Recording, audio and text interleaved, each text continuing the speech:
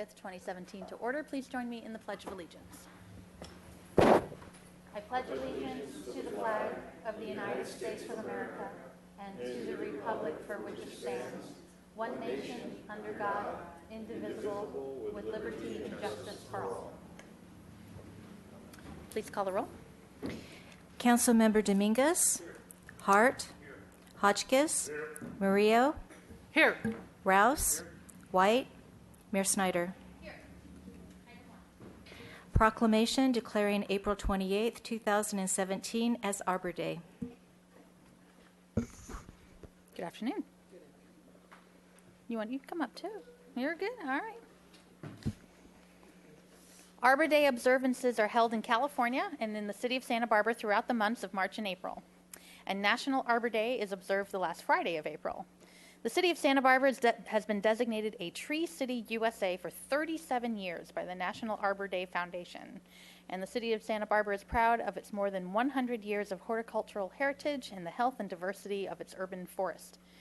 The city of Santa Barbara maintains over 60,000 open space, park, and street trees and recognizes the importance of professional tree care and annual tree planting programs to sustain a livable community. Santa Barbara Beautiful contributes to the health of the city's urban forest through the support for the street tree planting program. And the city of Santa Barbara and Santa Barbara Beautiful collaborate with local schools to plant trees in observance of Arbor Day. So therefore, I, Helene Schneider, by virtue of the authority vested in me as mayor of the city of Santa Barbara, California, do hereby acknowledge and proclaim Friday, April 28, 2017 as Arbor Day in the city of Santa Barbara and recognize the value that trees provide in enhancing the quality of our lives and the beauty of our city. And thank you all very much for the work that you do in partnership with us. So thank you. Thank you, Mayor Snyder. On behalf of Santa Barbara Beautiful, I'm Joanne Murmas, chairing that organization this year. And in 2017, year to date, we have planted 9 trees at 6 schools in partnership with the city of Santa Barbara. And we've donated 34 books to 30 schools in public libraries. That includes the grammar schools and also secondary schools. Here's an example of the books we've been donating. So thank you very much for the proclamation. We appreciate it. Thank you very much for all the work that you've done. Thank you. All right, any changes to the agenda? No, Madam Mayor. Okay, public comment. We have a few speaker slips here. We'll start with Phil Walker, to be followed by Chris Barros, and then Christian Sagastumi. Go ahead, Mr. Walker. Good afternoon, Madam Mayor, members of the City Council. Trees are good. My Australian bottle flame tree, or Franceschi flame tree, has been working me, and Mr. Tim Downey, city arborist, was good enough to spend a few minutes with me and look at the leaves themselves. But I've seen the same symptom with the sycamores in the Oak Park area. There's like a psyllid that's starting to affect them, and if you walk around the whole Oak Park area, you'll notice a lot of leaf fall, and they almost look like you put the leaf tips like you put a magnifying glass to them.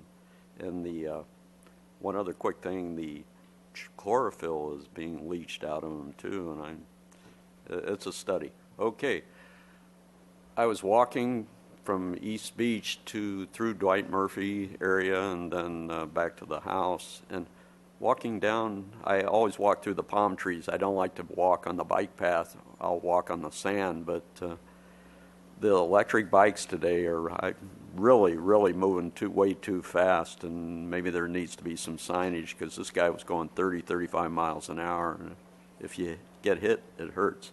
Also, a gentleman and his young son were playing soccer when I walked out through Dwight Murphy there in the athletic fields, and you know, that athletic field there gets a lot of work as far as, you know, the usage, a high intensity usage, and nowhere could he find or myself find any sort of drinking fountain, which amazes me. And I think, you know, with the importance of hydration, dehydration, you need to have several drinking fountains there.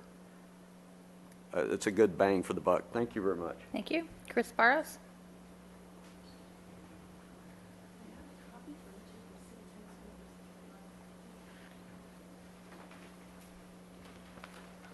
Good afternoon. Good afternoon, Mayor, City Council, and people here.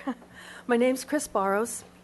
I'm here today as a resident of the Flamingo Mobile Home Park, located at 1210 Cacique Street on the Lower East Side of Santa Barbara. I do not claim to speak for the residents there, but only on behalf of our combined interests there. There's a little background information for the people in the audience today that may not know. We at the Flamingo Mobile Home Park are seniors, most on very restricted incomes, many are disabled. We own our homes, but not the ground below us. Some of us have had residents there since the mid-1960s, since the days when we were a family park. Today, I wish to remind the City Council, our elected officials, that we have been waiting for protective wording and action on our park closure ordinance. On April 12, 2016, over 1 year ago, you, our City Council, voted unanimously to review and revise the closure and rent control ordinances. Next month, on May 23rd, the new zoning ordinance, also referred to as the NZO, is due to come before you. We've been waiting. We've been working. By working, I refer mostly to two of our residents, Jim Farnett and Pam Emerson, who have been working with the planning department to learn more about the NZO and to make recommendations for your consideration. The most recent advertisement for the sale of our mobile home park is in Zillow. It states, and I quote, it's kind of off, but the quote says, average unit size density, incentive program overlay, development density designation, allowing for development of apartments or condominiums at 15 to 27 units per acre. This allows for the potential maximum of 135 units to be developed on the property and includes additional incentives such as reduced parking requirements.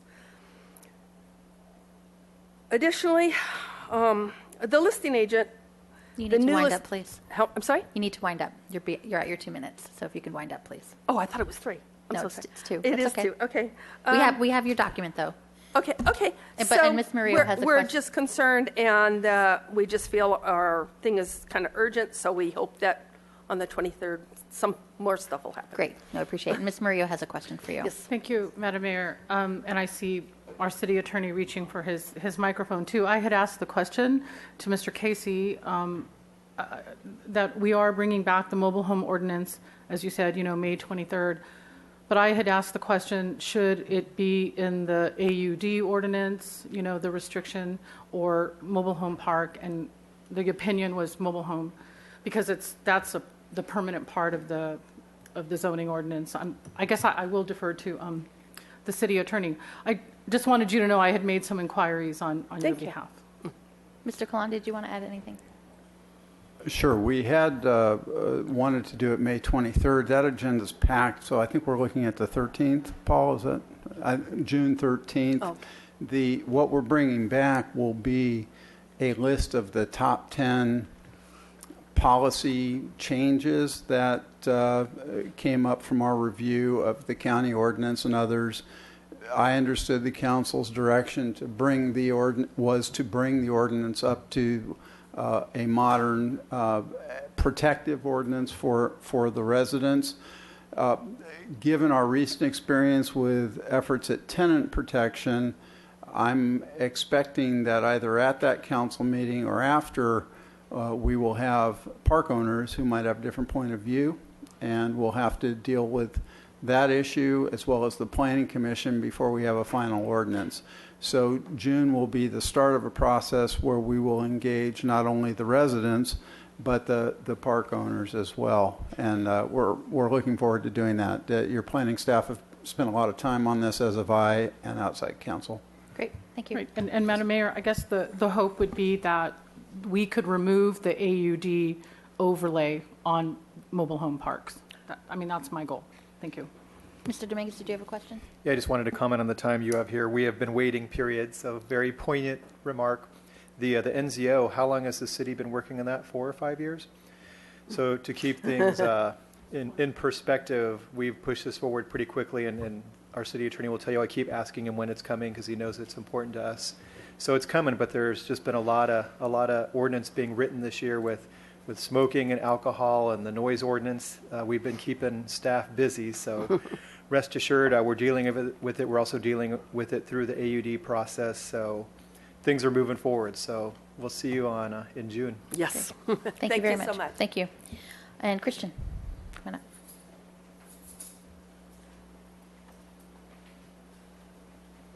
How are you guys? Good afternoon. Good. So my name's Christian. I'm with Wolf's Head in Santa Barbara, a local business. First of all, I just want to say thank you guys for listening to us. I know we've had a lot of problems just on our block alone. But one of the things that was kind of bugging us was just not being heard, and we didn't know how to go about it, so I apologize for blowing up your phones. But I just want to make clear that, you know, the homelessness issue, it's an issue here in Santa Barbara, but it's not just that. I think together, if we worked with the police, and I also want to thank the chief of police for coming by the store and Jason Dominguez for showing support. But we want to do something to kind of help the situation out. Basically, we have a lot of connections with PATH and CADA that we actually donate a lot of clothing and sweaters to. We want to do something with the city to kind of let people know that these people do have resources. I don't know if it's we make pamphlets or what with PATH and CADA to kind of tells people you can go to these places and get these resources. I don't think a lot of they don't know. Or if they don't want the help, let's figure something out together to come up with an idea. I don't know what it is. I know it's a difficult situation to kind of go through.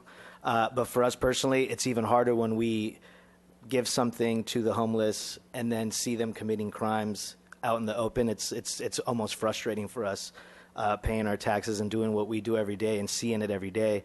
And the last thing that we want is for the waterfront to be done, and then there's a dead zone, and then there's a week downtown. It's like, what do we do to help fix this? You know, one of the things that we did propose, obviously, is doing a neighborhood watch program with other businesses, which we think will actually work. If we get together with you guys and obviously the police department, we have a meeting on the 1st with Anthony Wagner of the police department to get that started. I don't know how we can get you guys involved to do something like that, but it'd be great to get your opinion on it. Last thing, I know there's a little sales tax going on pretty soon that it was imposed. I think that if we kind of allocate a little bit of that money to maybe do CCTV directly with the police department, some cameras on State Street, maybe a little bit of that money could be paid by the property owners, a little bit of the business owners, maybe something that might work to have the police department.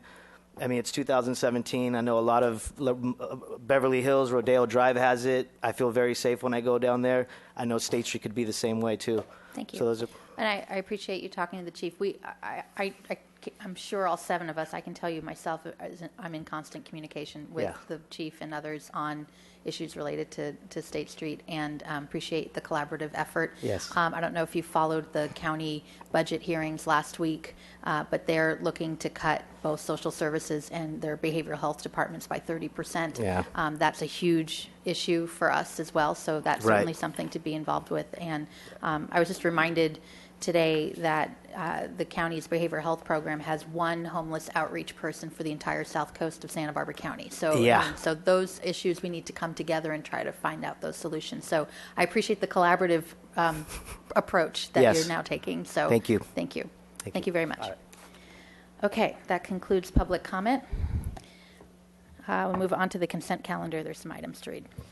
Item number 2, adoption of resolution for the ongoing participation in the South County Energy Efficiency Partnership, recommending that council adopt by reading of title only a resolution of the Council of the City of Santa Barbara declaring support for an energy partnership between Southern California Edison Company and Southern California Gas Company to be known as Energy Partnership. Item number 3, authorization for the allocation of the city's share of Transportation Development Act funds for bicycle and pedestrian projects, recommending that council adopt by reading of title only a resolution of the Council of the City of Santa Barbara authorizing the filing of a claim with the Santa Barbara County Association of Governments for allocation of $74,775 in Transportation Development Act funds for fiscal year 2018. Item number 7, agreement for pet licensing services with Pet Data and amendment to the fee schedule for animal control, recommending that council adopt by reading of title only a resolution of the Council of the City of Santa Barbara amending resolution number 16-044, establishing certain city fees and adjusting animal control administrative fees related to pet licensing. Thank you. Without further objection, we'll waive further reading. We have a request on item 6. Any other items to pull from the consent calendar? Okay, could you read item 6, please? Rejection of the Montecito Yananali Street Bridge Replacement and Sidewalk Infill Project bids. Great. Joanna Kaufman, come on up. Hello, Mayor and Council members. I am speaking on behalf of the Coalition for Sustainable Transportation. There was just one sentence in the staff report that was of concern of us, and that was changing the scope of the work related to this project. I spoke to Public Works staff, and they explained they still don't really know what exactly that will entail. But Coast just wants to say that they're supportive of the approved project and hopes that the pedestrian and bicycle infrastructure won't be compromised at all. So, Great. Thank you. You're thank watching you. carefully. That's good. Thank you. Mr. Dominguez? Is there someone here who could answer that question?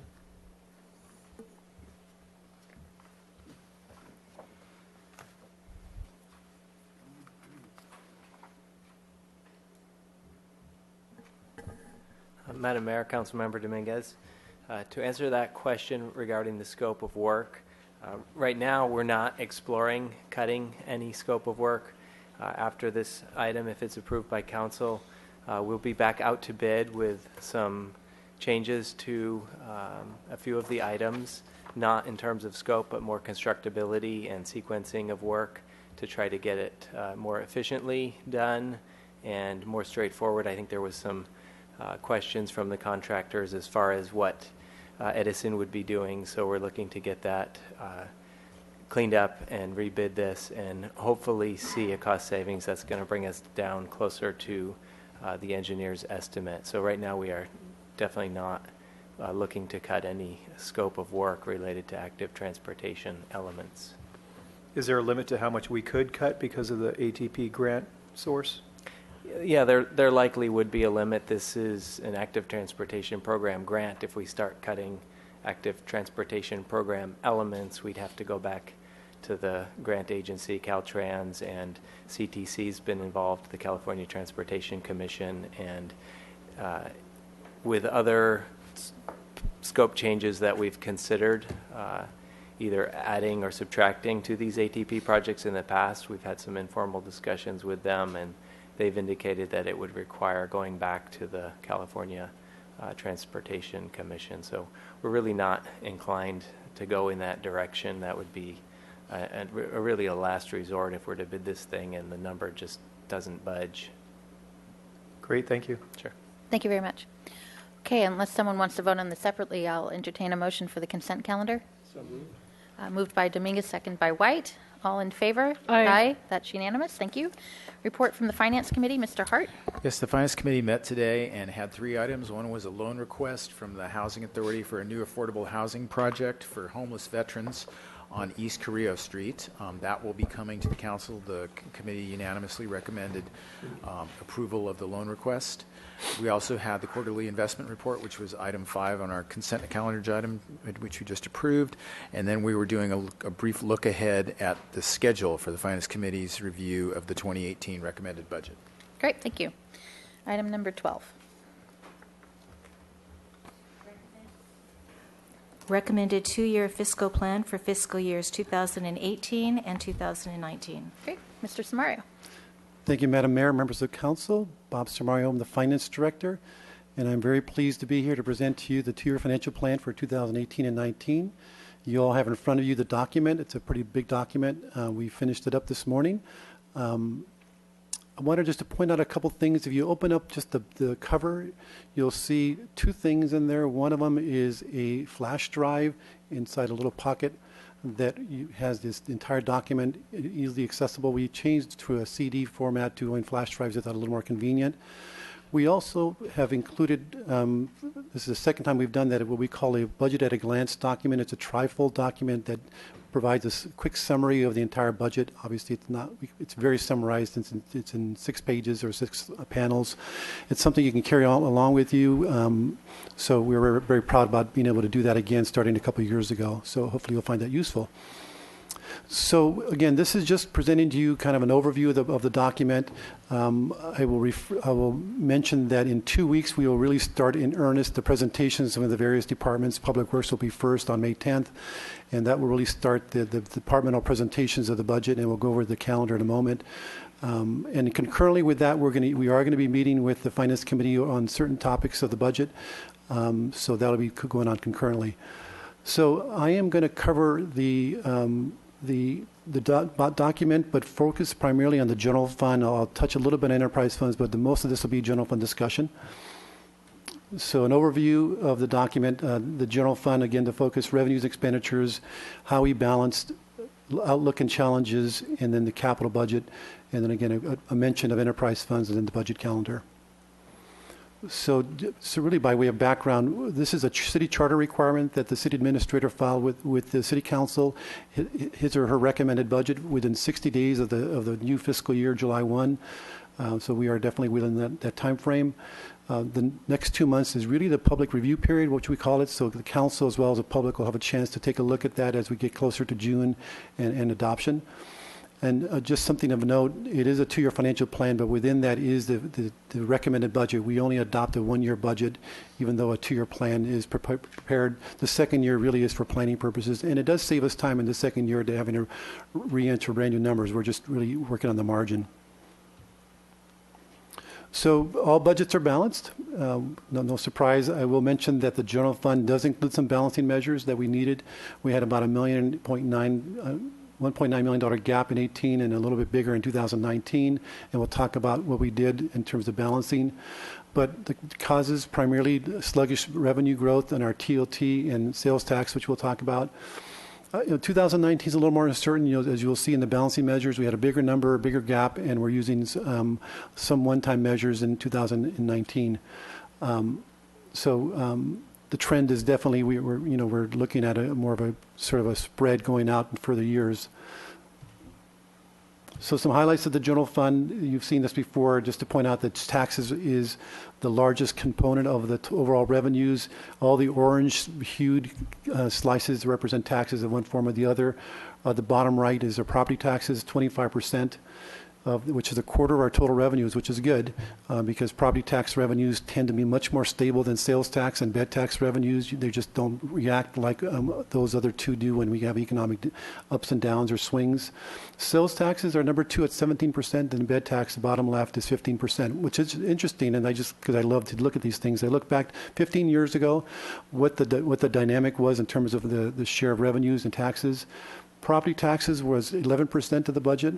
Sales taxes were 23%, and TOT was around 11%, so or 12%. So bed taxes were higher than property taxes. So it was sales tax, bed tax, and then property taxes. But we saw tremendous growth from 2001 through 2008 with our property taxes. Bed taxes have been doing great up until recently for about 5 years following the recession. And sales taxes have been more flat. So just things have kind of switched where property taxes are the largest tax revenue we have now. I'll go into these in a little more detail. I just wanted to point out, you see the first row, property taxes. It's still continuing to grow at a pretty strong rate at 5.4%. That's what we're projecting this year, and about the same the next couple of years. But all the revenues are relatively flat. Down at the bottom, you'll see franchise fees is going up. Fees going up by 25%, and we'll talk more about that. That's our assumption that we're going to be successful in the Roland Jacks case that was recently heard by the Supreme Court. So we're assuming that starting next year. We're already getting the money. We're just not considering it as revenue. At least now we aren't. So we'll start with property taxes. Just real quick, it's under Prop 13. It's 1% of the assessed value, and it can only increase by 2% per year, or the CPI, whichever is less. The last several years, the CPI has been below 2%, so we've only seen moderate increases in the property tax assessed values. Where we've seen some growth has been in these exception areas where properties change hands or there's some significant improvements, but also Proposition 8, which allows the county to recapture the downward assessments that occurred since the Great Recession where values really dropped. So they're able to recapture that and not be bound by the restrictions of the 2% or CPI. And this is where the property taxes go. Of the total taxes that are collected for property taxes in the county, cities get about 13 cents on the dollar So the lion's share goes to the schools and then the county. So you can see the growth rates we've had since 2011, where we're coming out of the recession. It's grown pretty strongly for the last 7 or 8 years, and we're projecting that same kind of trend as we go out. The 4.9% in 2019 is just being a little more conservative. So short-term outlook, since CPI is closer to the 2%, we're assuming at least a 2% growth for that, and then continue recapture under Prop 8. Real estate right now is pretty stable, so that's good. It's going in the 2 to 5% range per year. And then starting in 2020, so it's outside this 2-year plan, we are expecting a bump in our property tax revenues because all the debt that's being paid by tax increment on the old RDA bonds will be done. And so that money, that's about $8 million per year that's going toward debt service, is going to revert back to the agencies in those proportions that I mentioned. So we'll get 13 cents or 13% of those monies, which works out to be about $1 million per year. So that's good news looking out in year 3. On the sales tax front, you can see we had pretty strong growth. The last several years, however, have been more flat, starting in 2015. Really, it's been in the 1% range for 16 and 17. We're assuming some growth in 2018 because we have 2 things going on. One is the impact of Macy's closing, but we also have some new development going on down Lower State Street that may help. But for now, we're assuming for the next 2 years about a 2% growth per year on a base, but lower in the first year because of the impact of Macy's. And we talked a little bit about this, but I think it's worth mentioning because it is speak to kind of a trend we're seeing. There is what we call a sales and use tax, and the use tax applies to things that are purchased out of state. So whenever something is bought either through the internet or just otherwise, a use tax is required to be paid by the purchaser. There are some businesses that are required to collect sales taxes, even though they have out-of-state businesses like Amazon. But for the most part, we're seeing a big loss in revenues for things primarily through the internet that are being purchased from out-of-state companies because there is no requirement under federal law that where the state can require collection of those sales tax dollars. So I basically covered all this. So what you see at the very bottom, statewide, it's about $1 billion impact of the loss of sales taxes because of purchasing through the internet from out-of-state businesses. And for us, it's about $1.5 million, a very rough estimate. And you saw this when we had our work session back in February, but just to kind of remind you what the trends are, this is our sales taxes starting back in 2010 through last year by sector. In red, the food sector with restaurants and those kinds of things, we saw a 6-year average of about 6% per year, which is really strong. Same with transportation, it's leveled off a little bit, but we had some pretty good years there. But retail since 2012 or so has really flattened out and in fact has declined over the last year or so. So that's where we've seen the big impact on overall sales tax revenues. TOT, as I mentioned at the beginning, has been very strong since 2011. We saw tremendous growth up in the 15% range even in 2015, or 2014, excuse me. But we've seen that wane in the last couple of years. In 17, we're assuming a 2.1% growth, primarily because the Santa Barbara Inn is back in business. But you can see going out, we are looking at more moderate increases, in particular in 18.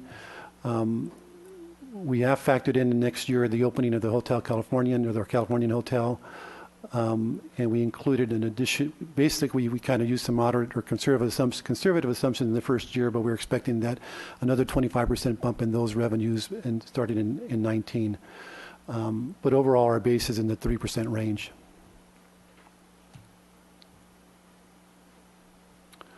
Utility users taxes apply to all utilities except for wastewater. And as you know, half of our utility users taxes goes towards our streets program. It's about $7 million that goes to streets. The other half stays within the general fund. And it's 6% is the rate applied to water, trash, natural gas, and electricity. The portions for relating to telecommunications is at 5.75%. We went to the voters a number of years ago and had them reestablish the utility users tax was being challenged statewide, and one of the things we did to encourage support was to lower the rate to 5.75%. But as part of that, we did modernize our ordinance, and this speaks to a topic or an issue that I'll mention in a moment, where we wanted to make sure that our utility users tax ordinance was technology neutral. So with the changes going on in telecommunications and video, in terms of how it's being delivered, we wanted our utility users tax ordinance to be neutral to that. It didn't matter how you delivered it. If it's video, is video, whether it's through phone lines or through the internet. And so that was important for us. Some of the trends you're seeing here, this is all the sectors.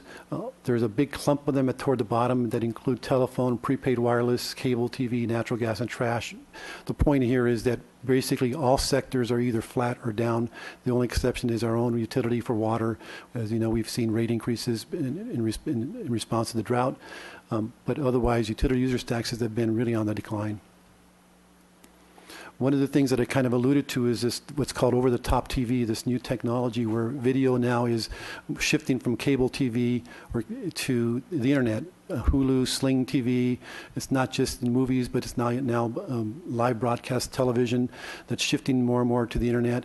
And currently, we're not collecting any utility users taxes from those services, even though it is video and it does, in our ordinance, it does apply.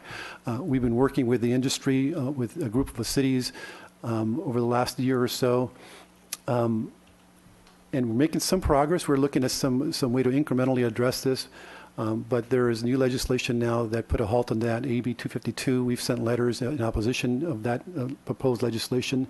It would put a 5-year ban on collecting the tax, which is sort of reminds me of the Internet Freedom Act that banned taxes temporarily, but it just kept being extended and extended. So we're definitely opposed to this. It's being heard by the Assembly and Revenue Taxation Committee. It's either this week or next week. General fund expenditures, again, just to show you by department, you can see the bottom, police at 32%, to the right of that, fire at 20%. It's over half the budget. That's very typical. Here is our overall operating budget, excluding capital by category. You can see salaries makes up 51%, benefits, including retirement, about 26%. So I broke out retirement because so you can see just the retirement number alone is 16% of the budget. Everything else in the benefit category is 10%. That's health insurance and things like that. Some things that we observe, as you know, 77% of our general fund budget is for salaries and benefits. It's very typical for a city like ours. 8% of that budget comes from allocated costs. Those are the internal service funds that provide services to the general fund, like fleet, information technology, and risk management. Supplies and services, it's only 8% of our budget. And the point is that when it's labor is what we do, is how we provide services to the general fund. And anytime we have economic challenges, we're kind of looking at positions primarily as a way to address those. So we've talked about PERS actions over the last couple of years. So we're in the second year of a 5-year phase-in of rate increases that will end in 2020 to deal ostensibly with the impacts of the Great Recession in 2008. And then just on the heels of that, they decided they wanted to adjust for increases in how long people are living. So the mortality assumptions have changed. So they're facing that over a 5-year period through 2021. And then more recently, or most recently, is this discussion of the discount rate, which is what PERS assumes they're going to earn on their investments. And they now have decided back in December that they're going to lower that rate from 7.5% to 7% incrementally in 3 phases. The first 2 phases are a little more moderate. It goes from 7.5 to 7.375, and then in 2020 to 7.25. But then in year 3, it drops down to the full 7 or to the 7% in 2021. Each of those increments will be phased in over 5 years, so it's going to take a full 8 years to see the full impacts of these rate increases. And I know that the PERS board has talked about the fact that this 7% they believe still may be too high. They're thinking about a 6%, but they haven't taken any action to go that direction because that would be substantial. So these are the rates. These rates do not include the impacts of what I just mentioned in terms of the discount rate being lowered. These are just because of the impacts of the mortality assumptions being changed and the fact that they're trying to recover from their losses in 2008. So this goes from 2017, the current rates, all the way to 2023. So you can see it's pretty steady increases over the next 7 or 6 years.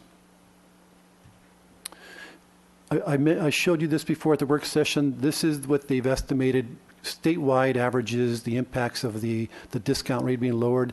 You can see this is about 8 years or so. That's going to be the period in which those 3 incremental decreases in the discount rate will be implemented. To the far right, you'll see what's called the UAL. That's the unfunded liability related to our pensions. And by 2025, valuation date is 2022, but the impact of a year is going to be 2025. We could see a 40% increase to the cost of of what we're paying today for unfunded liability. I did some just rough calculations of what that really means. So for next year in 2019, it's a wide range because these are statewide averages. We're hoping to make some calculations in the next several weeks. It's in the $500,000 to $1 million range in terms of the impact starting in 19. That's not factored into the 2-year financial plan just because it's such a wide range. And then in 2020, an additional $500 to $1 million. And then because it drops down to 7%, the impact will be almost double, an additional $1 million to $1.5 million in 2021.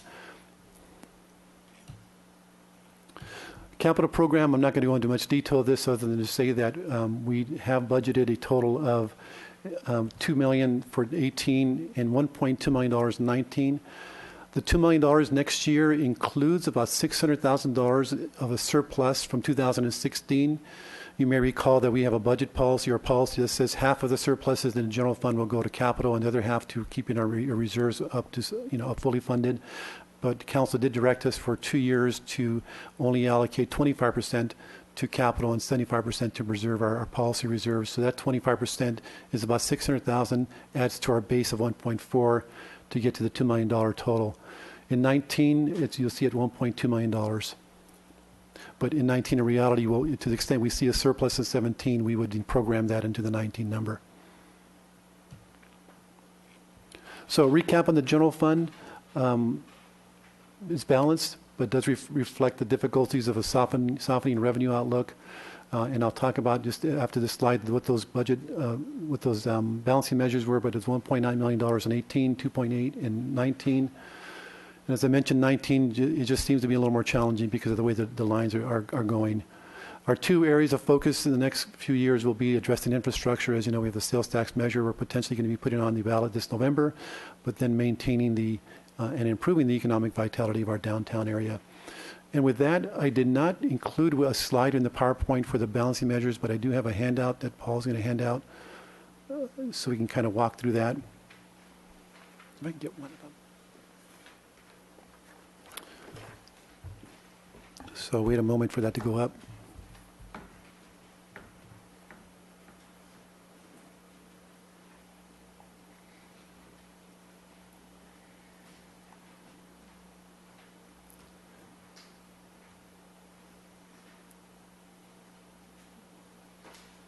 Perfect. Thank you, Paul. So again, in 18, the total number that we had as a gap was the 1.9, 2.8 in 2019.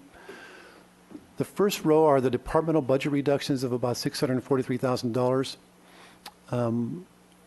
Nothing draconian, nothing dramatic. It was just departments tightening their belts, looking for ways to come in. Basically, the direction was come up with a list of 1% of your budget as potential cuts. And for the most part, they were implemented. The exception was public safety, where there were some reductions in police. Fire is very challenged to come up with reductions because of minimum staffing requirements. But overall, $643,000 of adjustments or budget reductions. I alluded to the franchise fee on electricity. That was challenged when we implemented that back about 10 years ago, 1% increase to our franchise fee. Roland Jacks challenged that as being unconstitutional, not being in line with Prop 218. It was heard by the California Supreme Court about 2 weeks ago. And we feel pretty good about the outcome, but there's no guarantee. And so we decided that it would be appropriate for us for now to assume that we're going to be able to count those revenues starting next year, and they total about $700,000 per year. Again, we're collecting it. We have about $1.8 million that we've accumulated over the last 2 years almost as sort of in reserve. But certainly we're optimistic and hopeful that that turns in our favor. The additional savings from vacancies, this is that year-end variance that we talk about. It's been established at $2 million. We have seen, obviously, that number much higher in the last couple of years. For next year, we are going to bump it up by almost $300,000. That was sort of our plug. But in 2019, you can see we need about $700,000 in order to close that gap. We feel okay, pretty good about that for next year as we're filling more and more positions over the next year and two, particularly in police. We're more challenged to achieve that, but for now, we think $2.7 million is a reasonable number. And then in 19, we needed a few more cuts or reductions, and so we have unidentified reductions in our operating budgets of about $185,000. So again, a year from now, we're going to be reevaluating year two. Things could change in either direction. For now, this is just our way of kind of plugging that hole. We also have internal service funds that were asked to make reductions to the extent they provide us services, and there was about 1% that totaled $138,000. There was a reorganization of the police department management. As you know, we created a new position with the public engagement manager, but we also eliminated the deputy police chief position, so that provided some savings of about $140,000. And then lastly, a really small reduction to the capital program in year one, a little more in year two. But the reason we felt okay about year two is because we know we've got some one-time money coming in, and we've already in fact received, that is going to be programmed for capital. So that'll definitely more than offset that reduction in year two.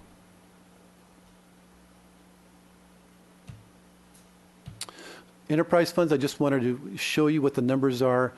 It's a big portion of our budget. It's more than half of the budget in terms of our operating, the enterprise funds between operating and capital. The operating budgets total $133.7 million, a pretty substantial capital program of $20.3, the biggest being in the water fund of $9.4. And so in total, $154 million for our enterprise funds. I didn't want to steal their thunder, and in the interest of time, I'm not going to talk about them. Each department will bring forward their own budgets. In terms of the budget calendar, as you know, we schedule about 8 or so meetings, public hearings. So the first one, as I mentioned, is May 10th. Public Works will present their budget over hopefully not a 3-hour period, but we're scheduled 3 hours. And then Parks and Recreation will follow, and then Fire and Police, Community Development, Airport, and so forth. So the meetings or the hearings go until Wednesday, June 7th. And then we will be back at a special meeting really to present, kind of wrap it all up, present the Finance Committee recommendations on June 12th. And then have council to start at least the discussions about what changes they might want. And then on June 13th, we'll have the public hearing for Prop 218 for proposed utility rate increases. And then we will expect and hope to adopt the budget on June 27th. So the recommendations are to receive the recommended 2-year financial plan for 18 and 19, including the recommended budget, and approve the attached schedule of council budget review meetings and the public hearings. Wanted to point out that where you can find the budget, we do have flash drives, as I mentioned, on request at the Finance Department. Tomorrow we'll have the copies available at the Main and East Side branches reference desk. Our website, it's already posted. And then folks can always go to our OpenGov website, and there's the link where they can peruse the numbers using those tools and reporting capabilities. And lastly, I just want to pay thanks to a lot of people. This touches almost everybody in the organization one way or another, and we have a lot of people working on it over the last 6 months or so. We have departments each having assigned budget staff that did a lot of the work as well. And I can't go without mentioning my own staff in finance. Michael Peasy's our budget manager. He's the quarterback. He's the one that sort of runs the show, and he does a great job. And his assistant is Jonathan Abad, but other players as well in our department who played a big part in this budget process that I wanted to thank. So with that, I'd be happy to answer any questions. Great. Do we have any speaker slips? Great. So I'll open and close the public hearing piece. I just have can you go to the PERS chart there? So one question, I know with the state law that changed the formula for all the units, including safety, and obviously it's for new employees coming in, not classic employees, right? Especially with the PD, with so many new hires, we just close to 20 maybe in the last, and many of them are fresh out of school. I mean, they're not classic employees. So, is that accounted for here, or I mean, how is that Sure, accounted Madam for? Mayor, Council members, good question. It is accounted for here. What that really is doing is affecting what we call our normal cost going forward, but it doesn't have anything to do with the fact that we still have this unfunded liability that we've got to address. And that's not going to go away because we're hiring new people at a with lower benefits if you were going forward. This number is just out there, and so this does factor in that these rates are needed in order to address that unfunded liability that exists today, regardless of what the turnover of staff is under the new formulas. Okay, all right, because it's the rate of return that's creating the increase in a percentage to us. Not on this chart. That's not factored into these numbers. The 7% is not even factored yet. That's Right. coming. That's different. Fantastic. All right. That's challenging. Great. Okay. Ms. Maria. Thank you, Madam Mayor. So Mr. Samario, thank you for that presentation. The departmental budget reductions, we'll hear more about specifics Yes. during the departmental Yes, hearings. Madam Mayor, Councilmember Carrillo, as each department presents their budget, they're going to be presenting how they balance within their own department for that 1% number. Thank you. Sure. And Madam Mayor, I haven't had time to totally absorb the budget message, and it's jam-packed with information. I hope that on May 10th, we can take the time to, you worked so hard on it, Mr. Casey. I can see it's such an opus there that I will compliment you and ask you questions on May 10th. And then finally, I'm wondering if my colleagues would consider the final deliberations here in the calendar. That would be Monday, June 12th, and it's scheduled for 2 p.m. If the council would consider making that an evening hearing, in case people who work want to come after work. So I'll just ask that question now, and as people give comment about this today, we're talking about sales tax revenue flattening, and I think people might have suggestions for us, and it would be a way to engage the public by having the meeting at 6 p.m. Thank you, Madam Mayor. Mr. Dominguez? I had a question on the slide with the TOT tax. The 25% figure, could you explain that one more time, please? The 25% growth? What's growing 25%? Slide 19. Thank you.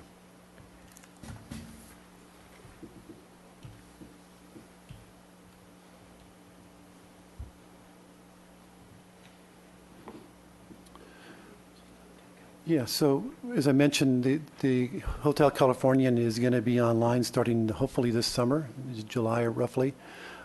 We make assumptions about what kind of revenue that's going to generate for TOT, but we know that there's always a ramp-up period, that starting day one, they're not going to be at full capacity and full revenue generation. So we've assumed roughly about 3/4 or some portion about there that what we expect them to be generating would be generated in 2018. But then an additional 25% bump in that from 18 to 19 as they get more ramped up. So that's accounting for the bigger increase, and that's really what is the 3.7. It's a base of 3% and then a 0.7% for the fact that we're seeing potentially going to be seeing a ramping up in year two to full capacity of the Hotel Californian. Okay, thank you.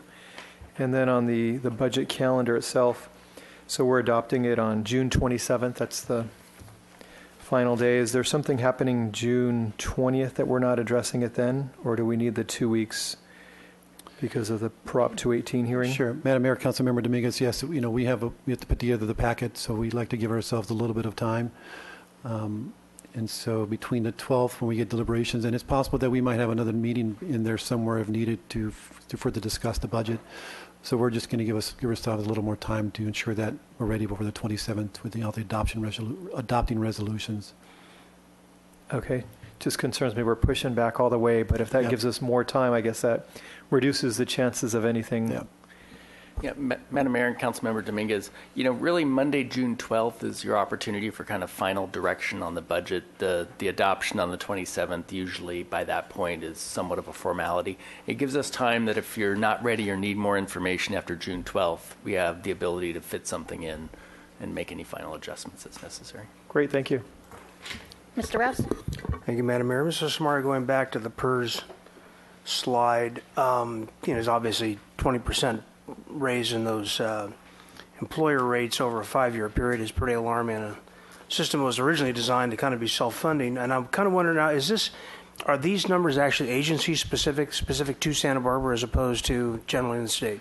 Madam Mayor, Councilmember Rouse, so on slide 31, what you're seeing up at the screen now, those are agency specific. So those are our rates that's projected by PERS. And the further you go out, the more it's just projections. But as I mentioned before, a number of years ago, they began giving us longer-term assumptions. They used to only give us the projections for a couple of years, but because of all these changes, they're now giving us 5, even longer in terms of what they project our rates will be. This other slide here is, these are statewide averages. That's why you see ranges. So for like under the UAL section, in year 2019, the first row, for miscellaneous plans, they're giving us a range of our unfunded liability payments going up between 2 and 3%, and that'll eventually wind up to be 30 to 40%. But that's just, again, statewide averages. Chances are it's going to be within those ranges, but it's not specific to us. They haven't come up with those numbers yet. And this is based on the actual formulas that they use today and the returns they've got today and the status of unfunded liability. For them, it's pretty easy math because everything else they hold equal, and they just say, okay, we only earn 7% versus 7.5%. What does that mean in terms of dollars we're accumulating? And it's just, they convert that to dollars and then percentages. All right, yeah, I was interested in Madam Mayor's question as well as we go on to the second tier. How does that affect us? But like you said, it's already factored into these. That's a grim little picture. Thanks. Mr. Hart? Your slide, I think it's 25, that has about the utility users tax and talking about working with industry for revenue over the top TV revenue. And I saw in the LA Times this morning that AB 252 had been withdrawn by the author, so he's not pursuing that. So tell me more about how much progress you were making with industry representatives in that space. So we use a consultant. That's great news. I did not hear that, so that's good to hear. So we use a consultant, Muni Services, that does a lot of our revenue audits, but also just monitors our revenues. And one of the areas they look at specifically is telecommunications, right, and which impacts utility users' taxes. And we've been meeting probably for the last year and a half or so because we've started to see the emergence of what's called over-the-top television. And we kind of held back a little bit because there was a lot of discussion going on at the federal level about the Internet Freedom Act. And we wanted to see how that played out. At the end of the day, they ended up making a permanent ban. So we started talking with industry once that occurred about how we implement the collection of these taxes. We were getting some resistance, but we were we're having conversation, we're in the dialogue. And again, there was a group of cities that use Muni Services that were part of that discussion. But once AB 252 came out, those discussions just came to an immediate halt to see how that played out. So from my perspective, we're going to renew those conversations. We're still going to likely get some resistance, but our ordinance was adjusted, modernized in 2006 or so for this specific reason, because we knew that changes were going to occur. We didn't know what they were, and so it's clear to us that our ordinance applies to video provided through the internet. And it's just a matter of us issuing what's called an administrative ruling that says this is our interpretation of our code, and you are required now to collect the utility users' taxes. So it's going to be a process to get there. The city of Pasadena was referenced in the article about having initiated this, and very controversial in their city. They came out of the chute a little early ahead of the group and issued an administrative ruling, and it was out of the finance department. Their city council was not aware of that ruling because the director does have authority to issue those rulings. And there was a lot of blowback, we're calling it the Netflix tax and the like, so that was unfortunate for us as a group. But the idea would be that there might be a statewide effort to activate this administrative process, or no? Yeah, I'm not hearing that. It's a local tax, so I think it'd be up to the local agencies, hopefully working together to make sure we're doing it consistently so we're not seeing differences between communities. And that was sort of our approach and our idea. Okay, thank you. Mr. White? Thank you, Madam Mayor. On the slide 28, the retirement costs are said to be 20.8 million. What's the preceding year's number? I couldn't tell you. My guess is it's about $1 million less than in the prior year. So 5% increase. I could tell you, but if I knew. Thank you, Paul. I just don't know the number. I won't tell you. Right. Okay. Thank you, Mr. Samari. I'll be asking more about that when we get into it. Right. Okay, so we do need to make a decision on the dates of the budget hearings. There's no speaker slip, so we need to receive the document. May I make a motion, Madam Mayor? Go ahead. I move recommendation A, that we've received the plan. And I would like to add that we make the June 12th meeting at 6 p.m. Second. Okay, so no one's checked our calendars for that off the top of our head, so I'm assuming it's, because I know these were put together tentatively a while ago, so I'm fine with that, assuming all 7 of us can be here at 6 p.m., but if someone was already had a plan not to, then I don't want I want to have a full council when we're doing deliberations. So I would, I don't know if the maker of the motion wants to give that direction, but that would, I'm fine with holding it at 6 p.m. so long as all 7 of us are here. So that would be my only concern. Okay, it's a Monday night. Oh, I'm sorry. Mr. Rouse? Yeah, Madam Mayor, I remember years ago when council started to try to have all their meetings at 6 p.m. for this very engagement reason and really didn't up participation. It does in some hot button topics, but I find most constituents aren't that eager to dive into the details of these things. So I would just, I would not vote for this motion. I'd like to keep it at the normal 2 o'clock time. Anyone else? Mr. Hotchkiss? Yeah, Madam Mayor, I can't see us packing the council room with people wanting to be part of this. I understand the spirit of what Ms. Murillo said, but I don't see a need particularly to change it. Mr. White? Thank you, Madam Mayor. So this evening session comes as a substitute or on the tail of what? In other Can words, you put the that's a dates up, specific... please? It's the last, yeah. No, talking about Monday, June 12th. That one. So what that is, what? It's us making our final Pulling decisions. it all together at a 6 p.m. meeting? Right, as opposed to a 2 o'clock on Monday. And it's on a Monday. What if we, have we not done this where we have our deliberations and then we make it available for public comment at 6 p.m.? Haven't we not done that? Well, we're not meeting at 6 p.m. at Monday, June 12th. But that is Ms. Murillo's motion, right? Right. So instead of starting at 2 o'clock, we have the session. Has that not occurred in the past where we start in on a discussion on something and then if public wish to attend and comment at 6 p.m., they can? Are you saying after we voted on it? After we voted? No, this is deliberations. That isn't necessarily that we're voting on it. No, this would be the vote to give direction to staff to finalize the document. Vote. This is the final vote before it comes back to do the resolutions. So we're going to go from 6 to 9 p.m., not necessarily, and then have a final vote. Okay. That's Madam Mayor, the motion. Yeah, yes. I hear you. If I can argue, for people who are concerned that if we don't make a time and space where working people can come, they're not going to come. I know they're not going to come at 2. So we're creating an opportunity for the public to come and hear us deliberate on a 2-year financial focus direction. Thank you. So are you willing to say, though, making sure it fits in all our calendars, or? Yes, ma'am. In the motion? Contingent on it all fitting into our calendars. I looked at mine, and I'm available.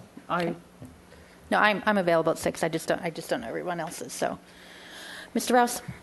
Yeah, I'd also like to remind council we have a site visit on Monday at 1, and then the budget deliberations then would be at 6. We also have staffing issues as well, so I'd like to be a little considerate of what staff does during the budget season and what we do to their hours when we do these kind of things as well.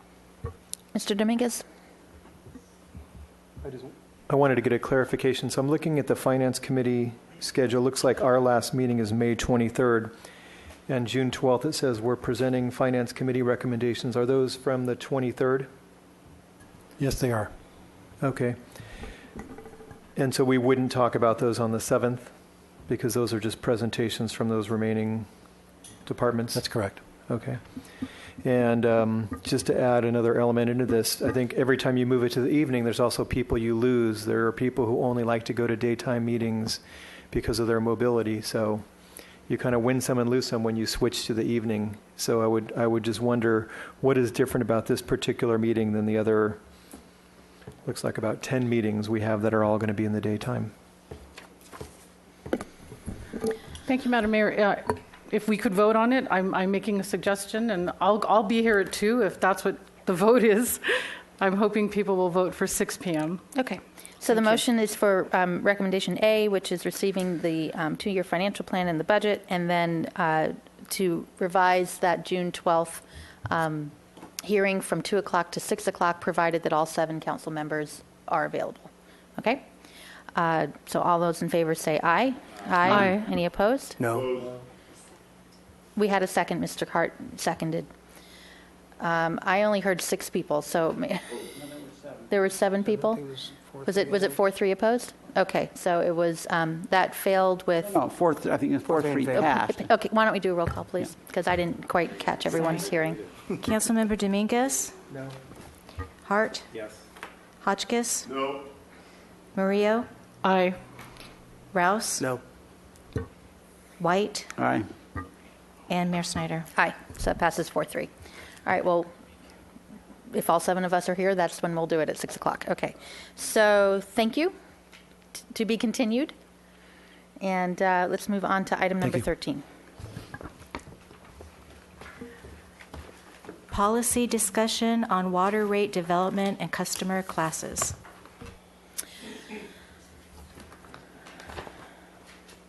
You don't look like Joshua Hagmark. Welcome. Don't new and improve. That's terrible.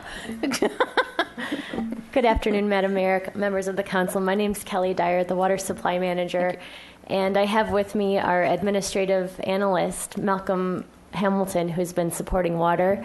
And Malcolm's been with the city for many years in downtown parking and has a lot of experience with budget management and financial planning. So we're very happy to have him helping us in water. So great. Malcolm's the lead on the water rates, and I'll take it away from here. Welcome, Right, Mr. thank Hamilton. You. So the outline for our presentation today will follow pretty much straight from the recommendation. We'll be giving an update on our water rate development and customer classes. Forgive me for interrupting you just a sec, but I got to clarify something. I think, Mr. Kalam, that I get pumped water. I'm not dead sure. Maybe Mr. White does too. And that this could have a fiscal impact on that, or us. Madam Mayor, Councilmember Hotchkiss, and Councilmember White, the Fair Political Practices Commission takes into account the need for the council to set utility rates, both citywide and class-wide. So based on Section 18703 of the FPPC regulations, I believe that we're talking about a public service and utility where any charges would be applied equally, proportionally, or by the same percentage to your interest as to any other similarly situated interest. So I don't think you have a conflict, but I appreciate your asking. And just as a reminder, my advice can't provide you immunity from prosecution by the Fair Political Practices Commission, but my effort to exercise a reasonable standard of care and avoid negligence would go a long way in protecting you should I be wrong. I'm not really sure what. Okay. It means I can't give you very immunity. thin rope that we get hung with. Is that what we're saying? I think it means I get hung too. Oh, very comforting. Well, let's proceed here. Sorry to interrupt you. Okay, so in the water rate development, I'll talk a little bit about our rate consultant. We'll go over the schedule for adoption, and then we'll briefly touch on our goals for multi-year rate adoption, as well as a quick preview into what we're looking for in revenue increases. And then we'll turn and we're going to be looking for policy direction from City Council on defining customer classes. Last year at the August 9th meeting when we adopted rates for this year, Council recommended suspending the cost increment that was being charged out of city customers to give staff time to work with the rate consultant and see how we could apply that to rates or define another class. So we hired Bartle Wells Associates. They're based out of Berkeley, California. They specialize in public financing, special project financing, and of course, utility and fee studies. They will be using the 3-year water supply outlook that was presented to Council on March 21st as their base assumption for water supply planning. We'll take a quick look at our schedule for rate adoption. In April, we're here today. We were at Water Commission last Thursday on April 20th and giving updates on what we're expecting. And we're also looking for that policy direction on defining customer classes to give to the rate consultant. In June, we'll come back, we'll introduce the proposed rates, and we'll request authorization to mail a Prop 218 notice. There'll be a noticing period, and we are shooting for August for public hearing and adoption of rates. And then in September, at some point, depending on your billing cycle, those new rates would begin to hit the bills. We've asked that Bartle Wells develop rates for fiscal years 2018, 2019, and 2020. And there's a few reasons why we did that, one of which is we want to have some revenue stability and put out some expectations for the community. Another reason is these rate studies take anywhere from 6 to 12 months, and while we do have a rate consultant, it takes a lot of staff time as well. So if you can set a 3-year rate study, you can direct your effort to other workload tasks. And finally, we've found that outside financial audits or like a bond rating agency will find the city in a stronger financial position if you're able to have rates adopted anywhere from 3 to 5 years. So if you're adopting rates year after year, every year, it's not considered as strong. We are assuming drought conditions through FY19. In turning here, while Bartle Wells is working on the rates, we've done some internal analysis on and budget projections on what we'll need in the water fund in terms of revenue needs. And so at this time, we are estimating we'll need an 8% increase in revenues going from FY17 to 18. And primarily it's directed at maintaining some debt coverage requirements. There is a planned use of reserves in there, but we will be funding our capital program. And then in FY19 and FY20, we're looking at 6% increases, revenue increases. Can I ask a question about this? Those numbers were going to be a lot higher, if I remember.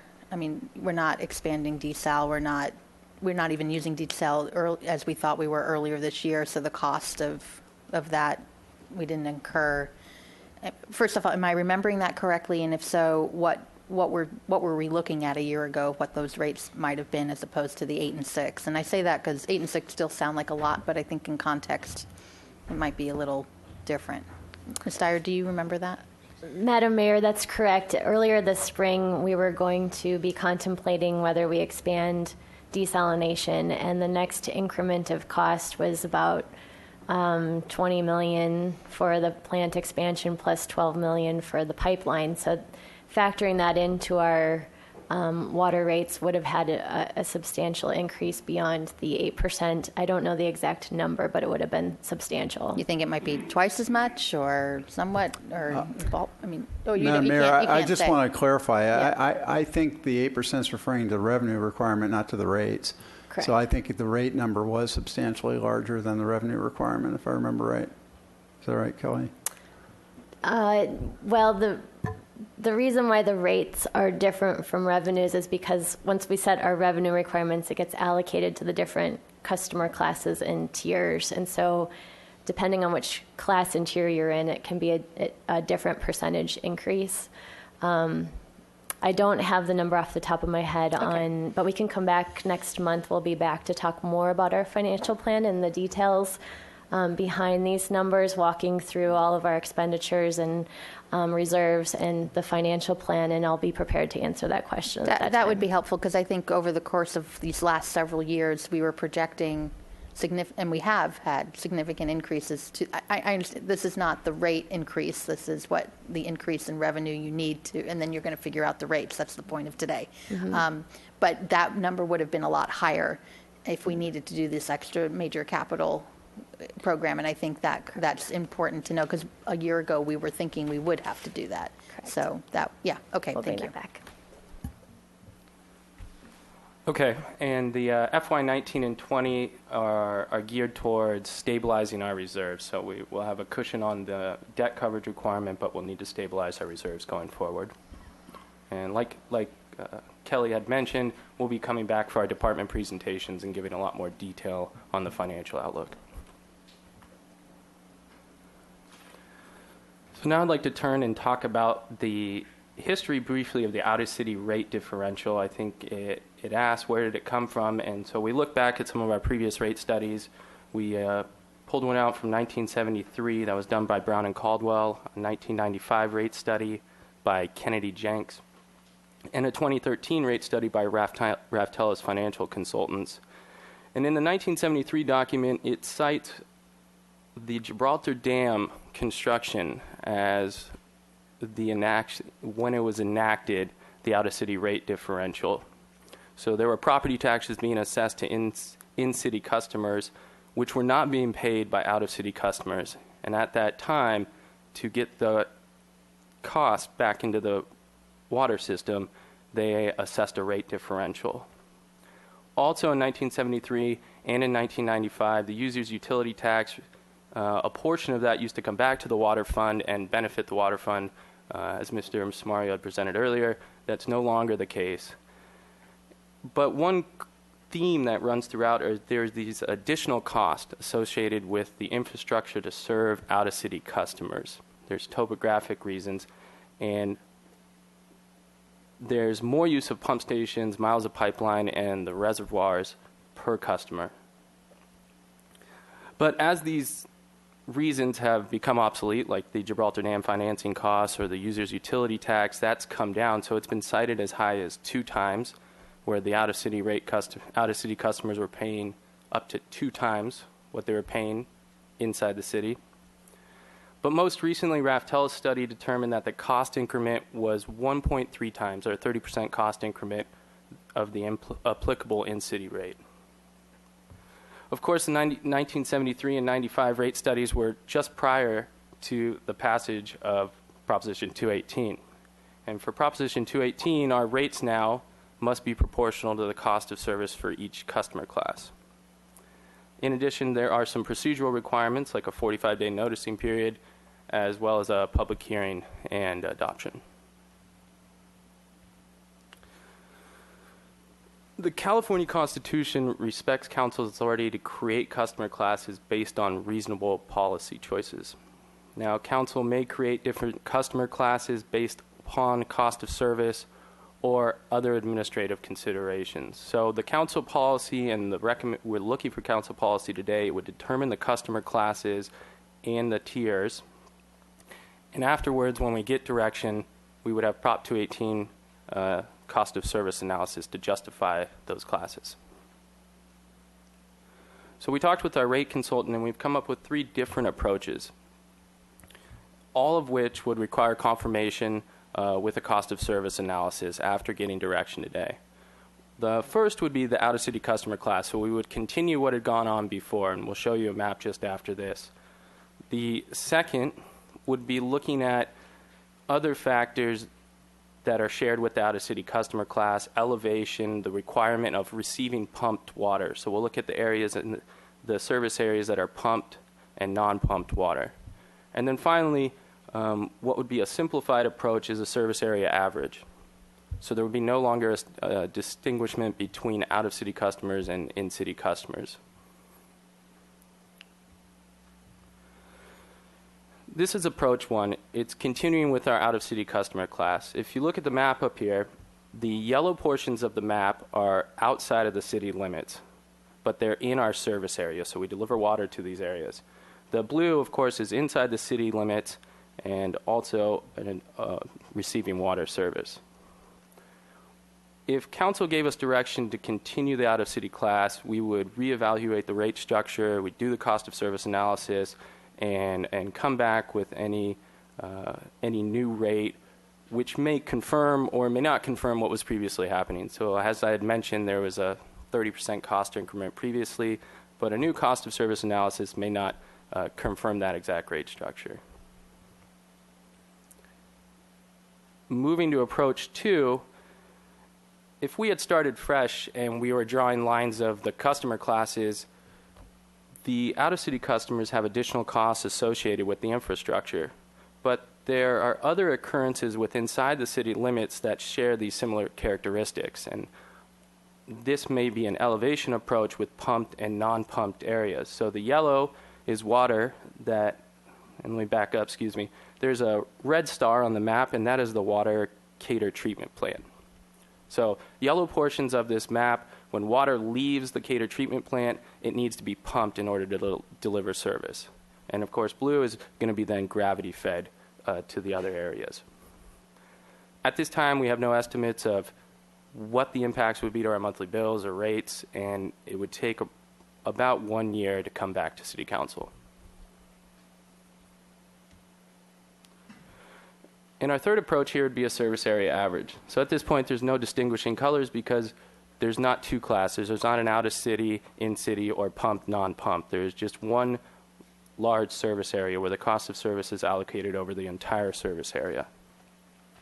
Customers outside the city in this instance pay the same applicable rate as inside the city customers. If I could, so what you're saying is the rates for the outside the city are probably going to go down, and the inside the city go up a teeny little bit to absorb the difference.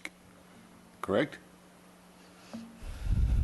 That would be correct. What we're talking about is about 1% of our total costs. Yeah, I'm sure it's pretty tiny, but I'm just trying to get the relative between those two groups. Correct. Okay. Yeah. Okay, on last Thursday, April 20th, we went to Water Commission. They recommended that council continue to have an out-of-city customer class. They also discussed the possibility of developing and presenting two complete rate structures in June to City Council and Water Commission. There is the potential there for increased consultant costs as we expand the scope of work to have two completely different models for dealing with these. In addition, we run the risk of delaying rate adoption past what we have planned for now in August. And so the consultant costs are much less than what a delayed rate adoption would do to the water enterprise. They did not, however, further discuss the pumped and non-pumped water. They didn't recommend that we further analyze that or bring it back or go into it anymore. So the next steps today would be to receive council policy direction on defining customer classes. After we've received direction, we would go to our consultant and have them do a cost of service analysis, bring the rates back in June.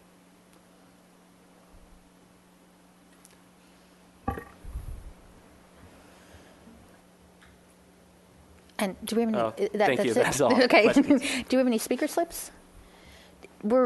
Were people in the Mission Canyon area told about? I mean, I know there was a letter to. Oh, okay. I see a speaker slip. There we go. I couldn't believe no comment whatsoever. All right. Why don't we do the public comment speaker? Unless there's a question. Do you have a question at this time?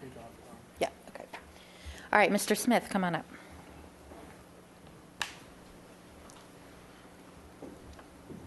You have 2 minutes here at the podium. Thank you, and welcome.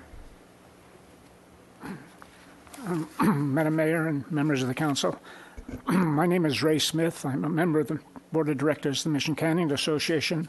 We heard about this meeting. It wasn't clear to us what was totally going to happen, and I believe that our President Carl Hutterer sent you all an email letter that stated our position. I guess the question I would ask at this stage is, does a cost of service analysis include the past, or once the infrastructure is in place, is it just then? Address us and we can ask staff. Yeah, afterwards. I'm sorry. That's okay. Once you have an infrastructure in place, does the cost of service just include putting the water out and keeping it going? In other words, are we dealing with the future and the costs of the desal plant? In other words, what is going to go into that cost of service analysis is something I had hoped to hear today. And we would be in favor of just making everybody the same. And I presented that to our mayor some time ago, and thank you for listening to us. Thank you very much. Okay, I'll close the public comment period. Could you comment on the question?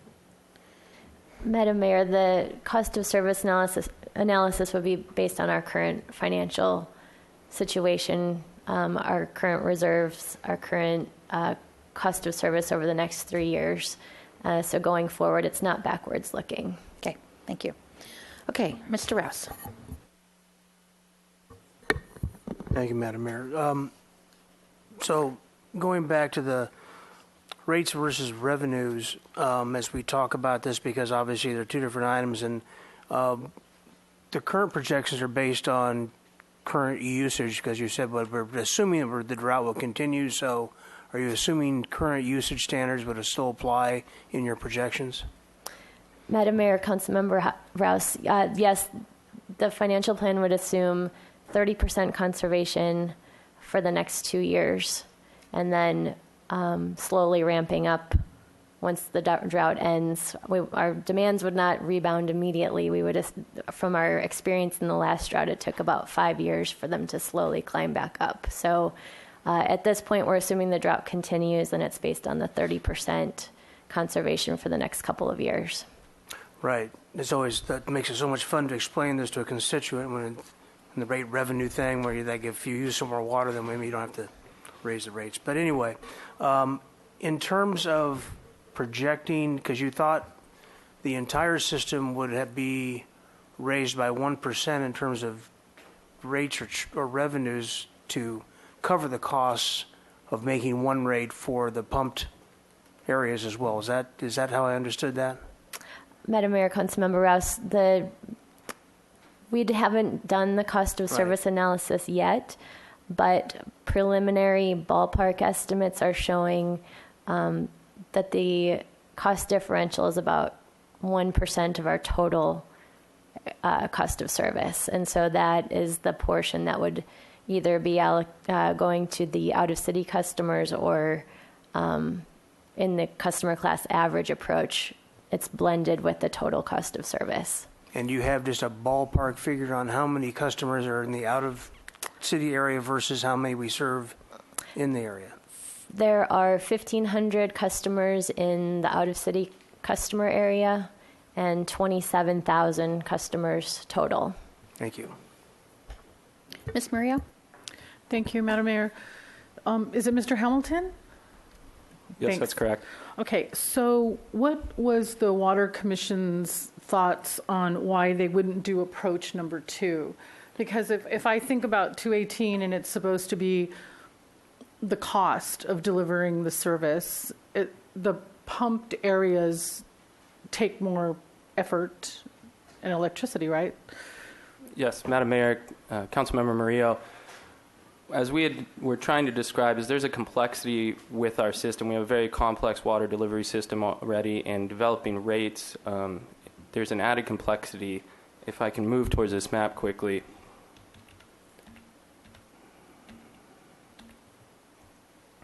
Here, when you look at this map, you'll notice that there's all sorts of zigzagging lines throughout the map there, and those represent our different pressure zones. The pumped versus non-pumped areas could get quite complex as you try to develop rates for the system. And it was our impression that we either continue with the out-of-city customer class or potentially look at the service area average, but they ultimately voted to recommend that council continue the out-of-city class. Because approach 2 would be difficult to analyze, because it would be too hard to figure it out? Is that why? I think it just, one of the issues we have with the inside city versus outside city right now is we have people who live across the street from each other that pay different water rates. This approach would still have that issue. We have, and the city of Santa Barbara has one of the most complex systems. We're a D5 system, meaning we have that's based on the number of pressure zones we have, the number of sources, and the number of people. Other agencies, such as the City of San Diego, which also has a high level of complexity, has not added that layer of complexity in their water rates and has taken this more simplified approach of one service area, because it is an administrative it's more difficult administratively to do it. It's something we can do, and it's really the council's discretion on how we move forward on this, but it is more of an administrative burden to have separate customer classes in this case. Okay, and I'm trying not to get parochial, but if I look at my district, it's easy to serve. It's in the whole gravity, fed section. So I just wanted to go on record. I'm looking at what's fair, right? If the water is more easy to deliver to the lowland, so to speak, then that's a thought that their rate should be lower. And then the out of city class, with all respect to our lone public speaker,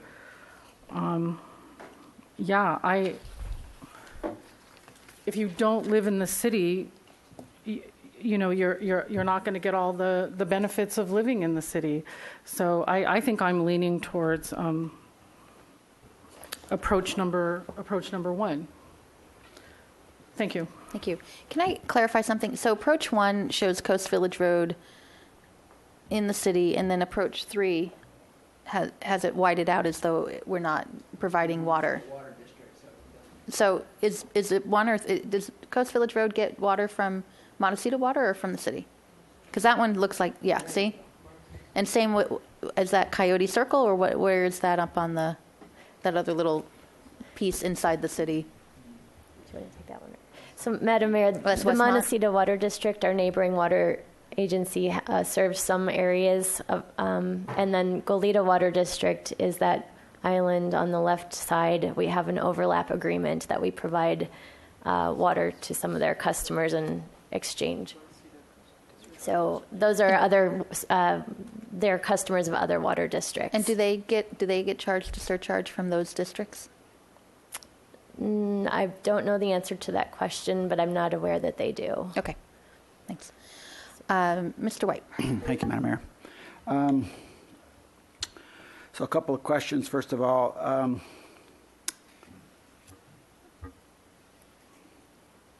I'll just go back straight to my comments.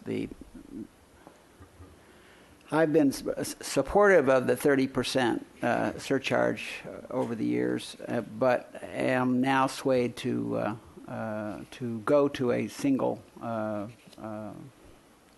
rate structure. There's a legal base for this, I think, where we have these pumped areas, and I think that's why we have that one component proposed here or suggested as a possibility, because there are areas in the city that are getting that get the pumped water and yet don't pay a higher rate for it. So I think to have that, to have areas in the city that are basically paying the base rate, shall we call it, and yet we're charging other areas the 30% extra, doesn't seem equitable to me. I'm interested. This is the first time I've heard about the Gibraltar construction as being a basis for having started the 30% surcharge. That is a new piece of information for me. So, but I hate to end up disagreeing with the Water Commission on anything because they really do dive in. I think that what we have seen with Prop 218 is one element that at least gets my attention on the legality of it. I don't know how defensible, whether we are more vulnerable or not. I think I'll just let that slide as far as asking for an opinion on that. But it at least raises my attention on that front.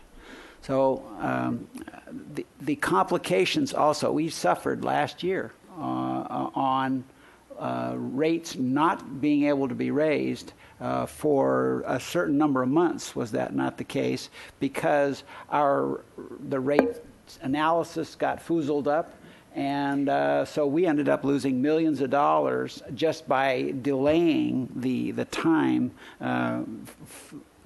when those rates could be imposed. So I think to develop and staff sort of raised it as an issue, but I see it as a stronger one than that, where keeping things simple is more defensible and more communicable over time. So I think that somebody was saying, well, you don't live in the city and you don't get the goodies. I think there was a piece of that was in play with Mission Canyon back in the day, where Mission Canyon refused to join the city of Santa Barbara. There was one vote, I believe, back in the day in like 1960 or something like that, where Mission Canyon could have become part of the city of Santa Barbara. And they said, well, we don't want to pay no stinking city taxes. And of course, then along came Prop 13 and made that issue moot. But that was then, and we are trying to do things together now. Definitely Mission Canyon is part of the city of Santa Barbara when it comes to the basic issues of transportation, water and sewer, fire protection is obviously take a look at the map, we are one, we do it together, and so I'm game to make this a citywide rate structure. Mr. Hotchkiss? Thank you, Madam Mayor. If you did this approach 3 service area average, would we be able to get the accountant or the consultant's report or analysis faster? In other words, this is less complicated, so can the analysis be done quicker? If we got direction on one approach today, if it was this one, we would not have delays in the rate schedule, which is already moving pretty aggressively. Okay. I don't know that we could shorten it any further, but we wouldn't have any delays. Would it make any difference in what the city intakes, because you had to hold off on rate changes until that study was done? That's what I'm asking. No, it wouldn't. It wouldn't. Okay. I appreciate, yes, what you were saying. I just think that what I was hearing you ask was, if we go to the pumped system, the pumped option, so that we are having 2 rates, could that delay? That's another way of saying the same thing. Could that delay the imposition of the new rates? So the 2 that we would be prepared to move forward with are either the service area average or the inside city versus outside city approaches. Either of those we could move forward on our current schedule. Right. The pumped versus non-pumped will probably take about a year to develop, so we'd have to... Okay, I understand.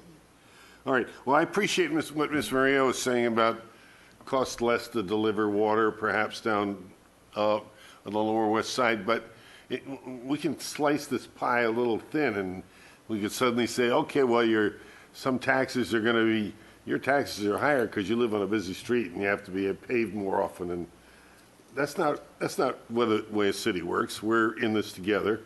I think we ought to keep it simple and not have people saying, look at my rate. I got to, everybody the same. So it'd be better if we just went for this service area average. Mr. White, did you say you remembered your question? I remembered two questions I had. On the question of the total cost, there are a couple of variables out there. There are many variables out there, but two which are coming to my mind. One is there is a chunk of money that we're hoping to get to offset desal costs. It's a state grant. Is it Prop 1? Am I right on that? Tell us whether that, where is that? What's the likelihood of that? And would it make a difference in our rates? Madam Mayor, Councilmember White, Prop 1 draft guidelines have been released. This is actually something I was going to talk about in the drought update. But it's about $73 million that's available for desal construction projects, up to $10 million per project award. Unfortunately, the way the draft guidelines were written, our project is not eligible based on the timing of reimbursable costs. So we are working with DWR and writing a letter to comment on the draft guidelines. I know the mayor and Mr. Casey met with Senator Jackson on Friday to discuss this issue. So we're still hopeful that they can change the language by the time the final guidelines come out.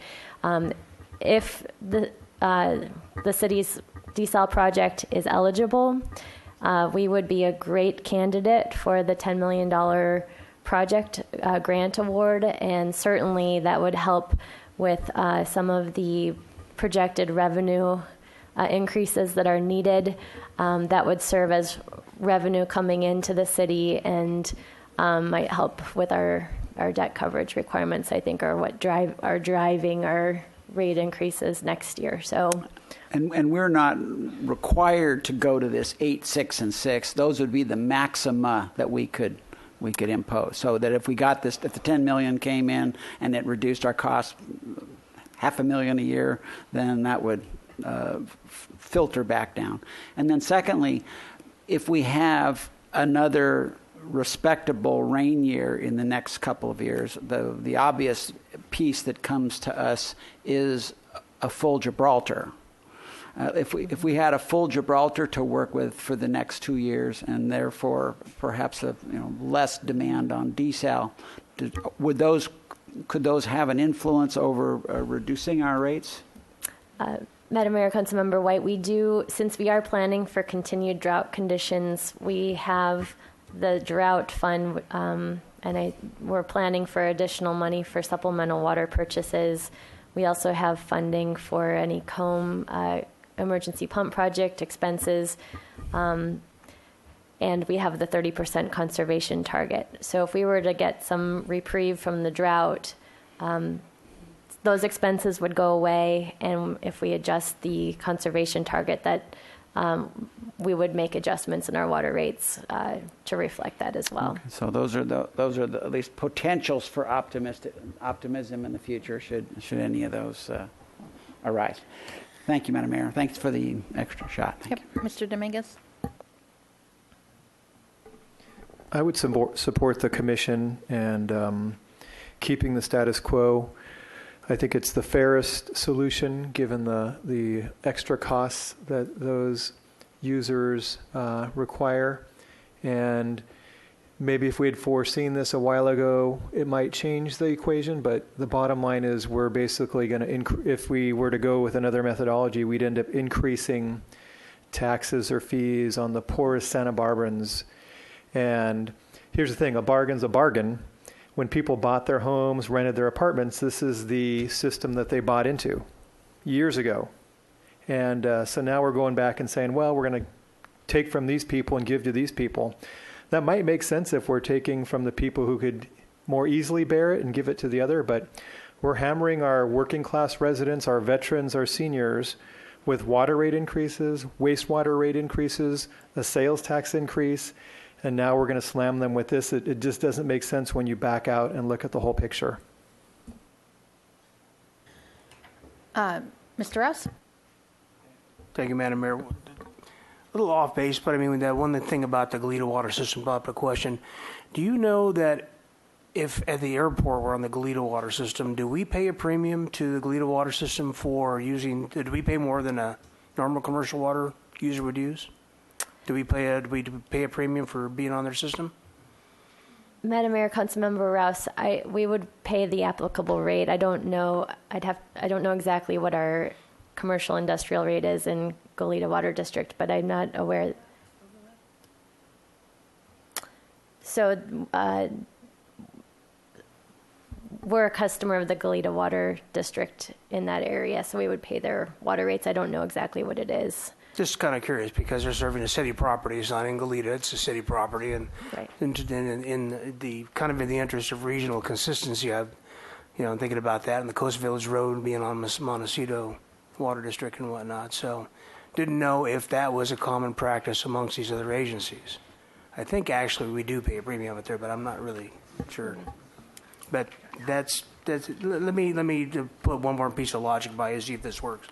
So as we have had this system in place for all these years, one of the big costs of putting together the pumping systems and the way we get water to these other customers in the Mission Canyon, for example, was the equipment that you could kind of say that this extra premium they've paid for these number of years is kind of amortized a lot of the costs, the original cost of setting this equipment up, even though there are maintenance and energy costs today.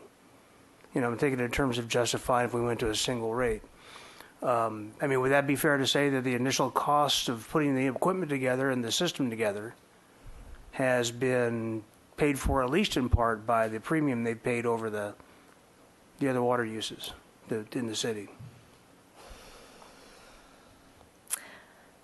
Just a general logic. It's not a specific question. My hesitancy is that the water rates calculations are so complicated, and I don't want to misspeak on how the cost of service analysis is done. Well, as I look at our water customers, the numbers you gave me, this is at 5.5%, 6% of the water customers we have are in those areas we're talking about, right? So, 1,500 versus 27,000. Right.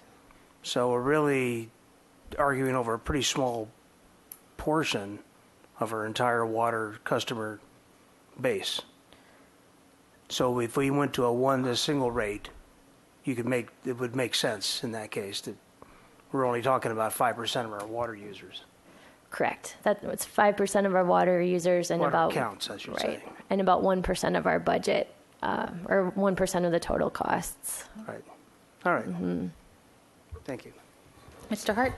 Well, I really want to thank Councilmember Rice for putting that question forward about the overlap agreements and the other agencies. And I just feel like that is a really important piece of information that we're missing. To me, it's kind of key to this decision. So I don't know what to do about that. I don't know if there's a way you can call somebody and ask or find out, but... Madam Mayor, members of the council, I think the problem might be that the water is not provided by the city of Goleta. This is the Goleta Water District, and the airport's wholly within the Goleta Water District. So I don't think it's an out-of-district issue. So we would just be paying the regular price that the Goleta Water District customers. I believe that's correct. Okay, Yeah. So there isn't that issue in play. Right. Okay, thank you. And Madam, excuse me.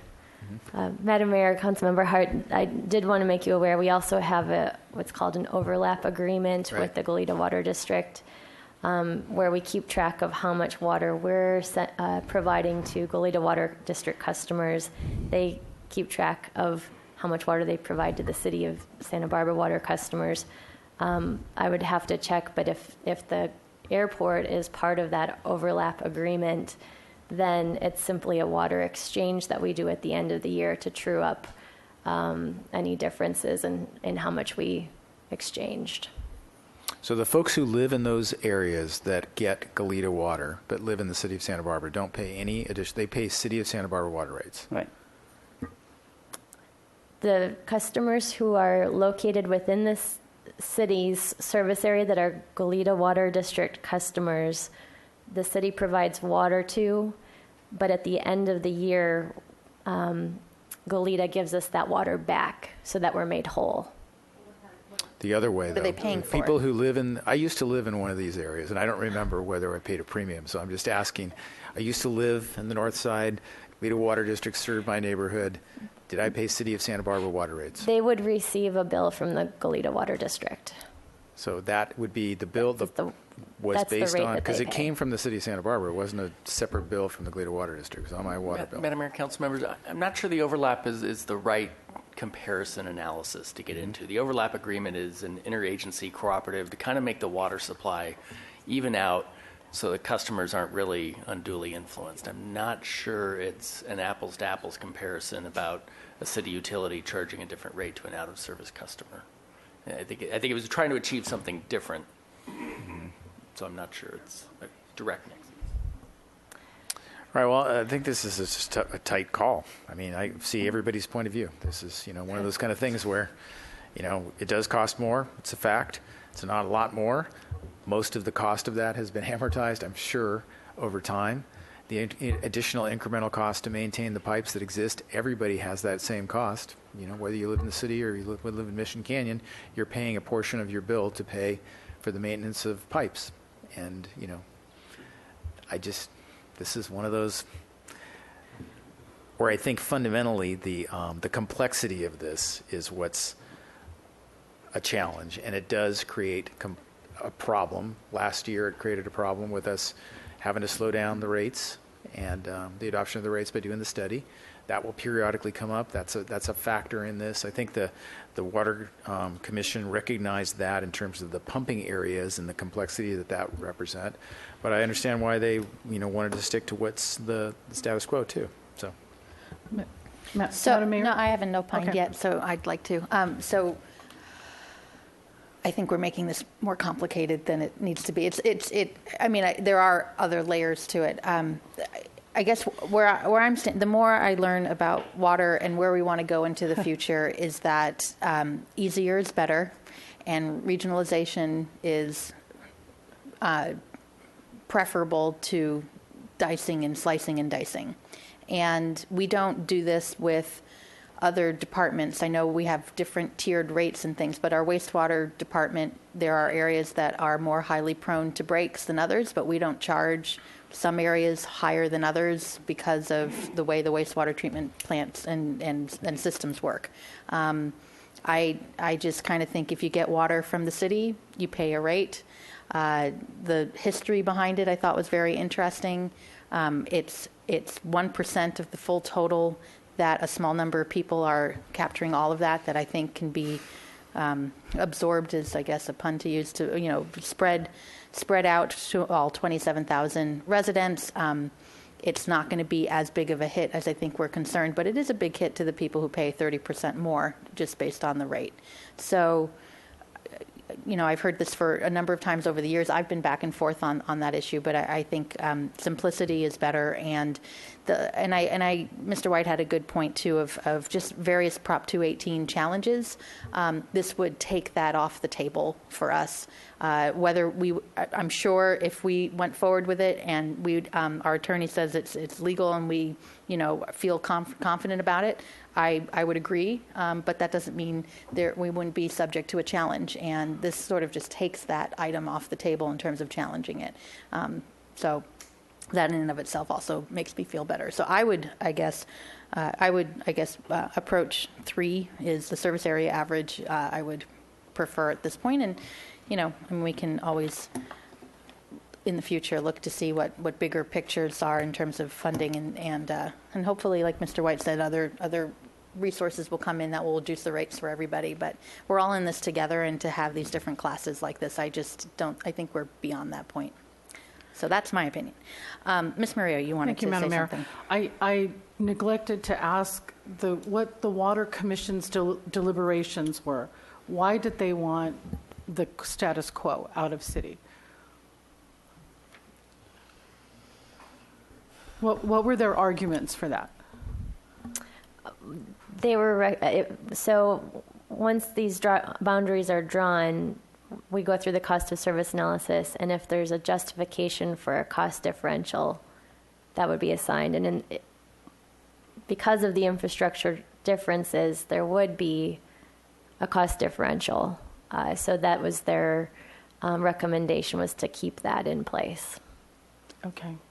And Madam Mayor, why I'm arguing for the out-of-city option is because we have a budget and someone's paying 30% more. And so if we do away with that, that's going to come, those costs are going to be transferred to our residents. And Right, it'll be 1,500 people no longer paying 30% more, and 27,000 people would absorb that additional cost. So the per person hit doing it citywide won't be, and it's 1% of the total budget. So it's 1% of the budget divided by 27,000 ratepayers is what we're talking about. But for me, Madam Mayor, that in the context of, our water rates have been going up, we're putting our desal plant online, I would vote no. I mean, no one's made a motion yet. So can I make one and take it for a spin, or does someone want to make a motion the other direction? Make them. Okay. Go ahead, Mr. White, if you want to make a motion. Thank you, Madam Mayor.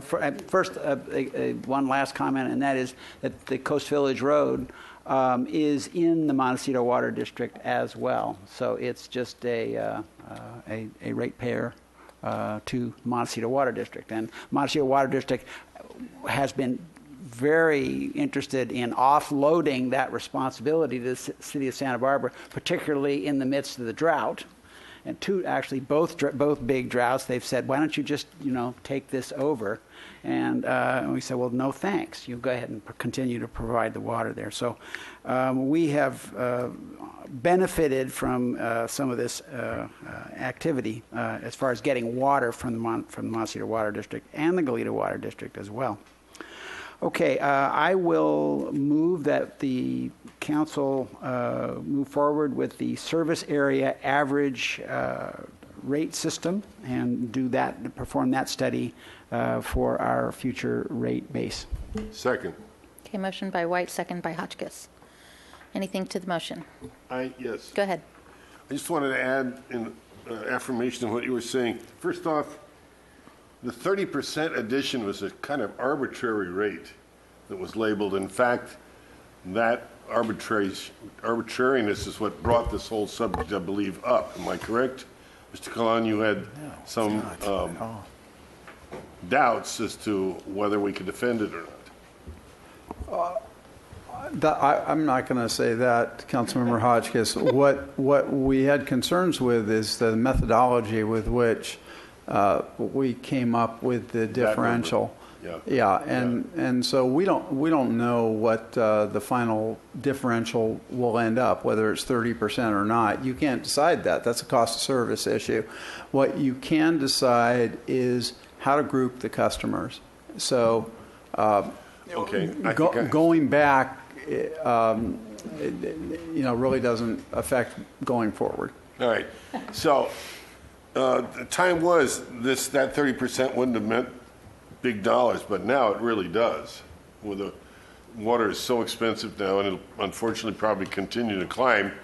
So the one size fits all, if I can put it that way, seems to me much more justified and a much better way of going. That's why I seconded the motion. Mr. Hart.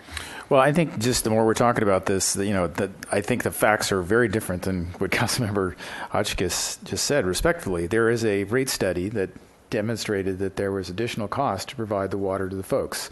We're going to update that study and find out more precisely what that differential cost is. That's what the conversation is about here.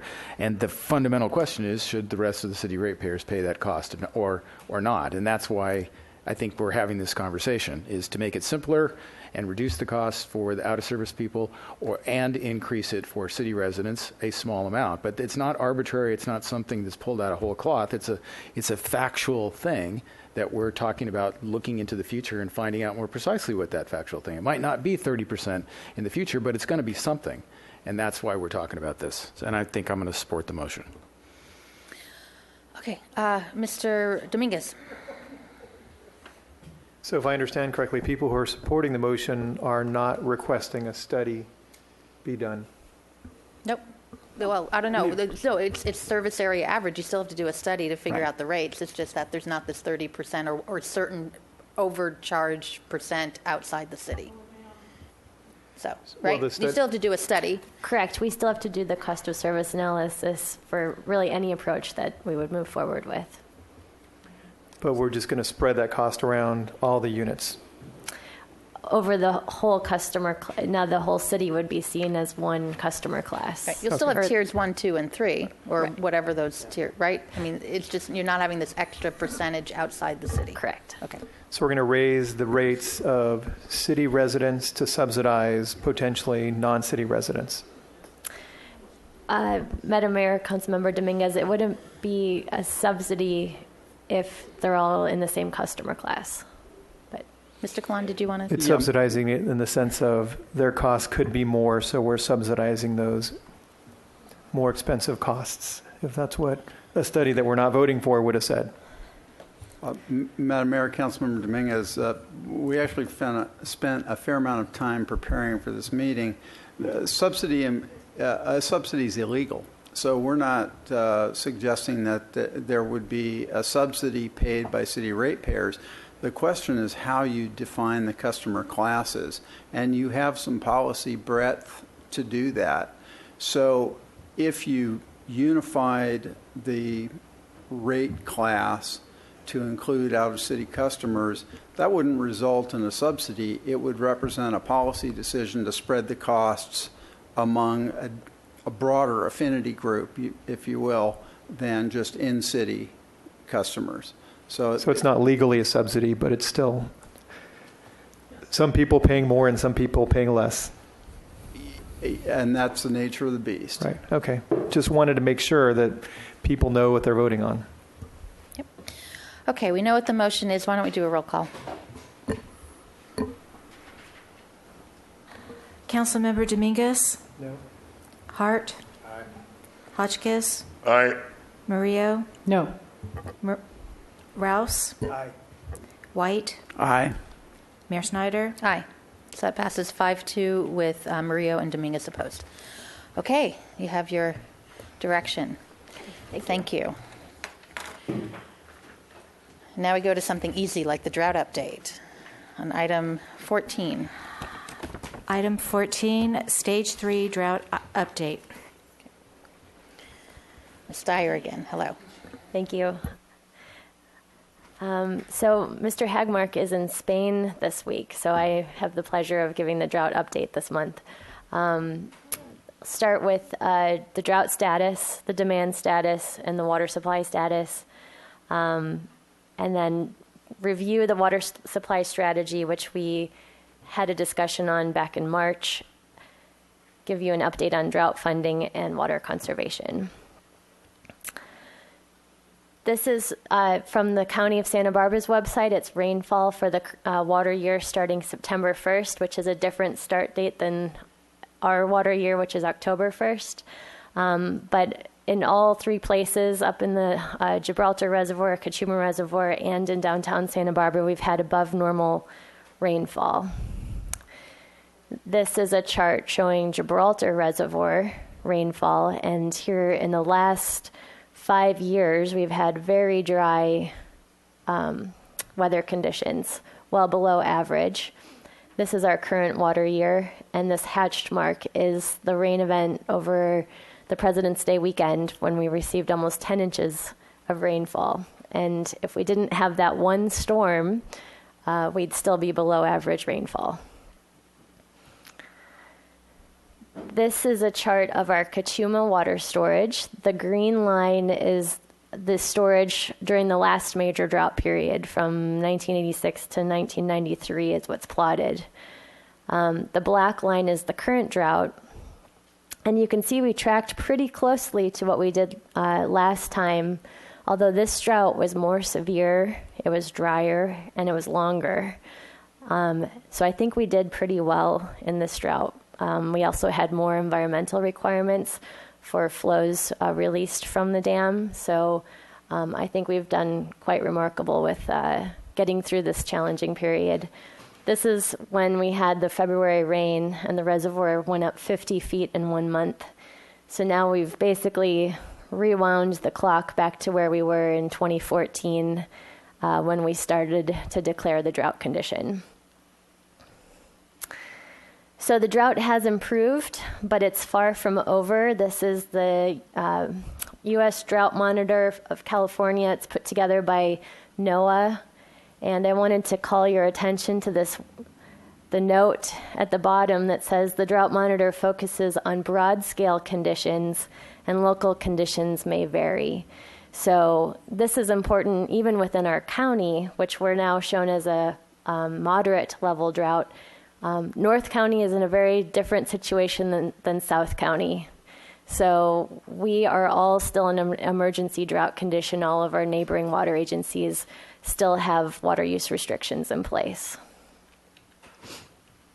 Our demand status, this is our running average system demand. So in March, we had a 44% reduction from 2013 water use. That's pretty remarkable. At the time, we had a 40% conservation target in place, which has since been changed to 30%. And our cumulative savings is 37%. This is one of my favorite charts. So this is our total water production going back to the 1980s.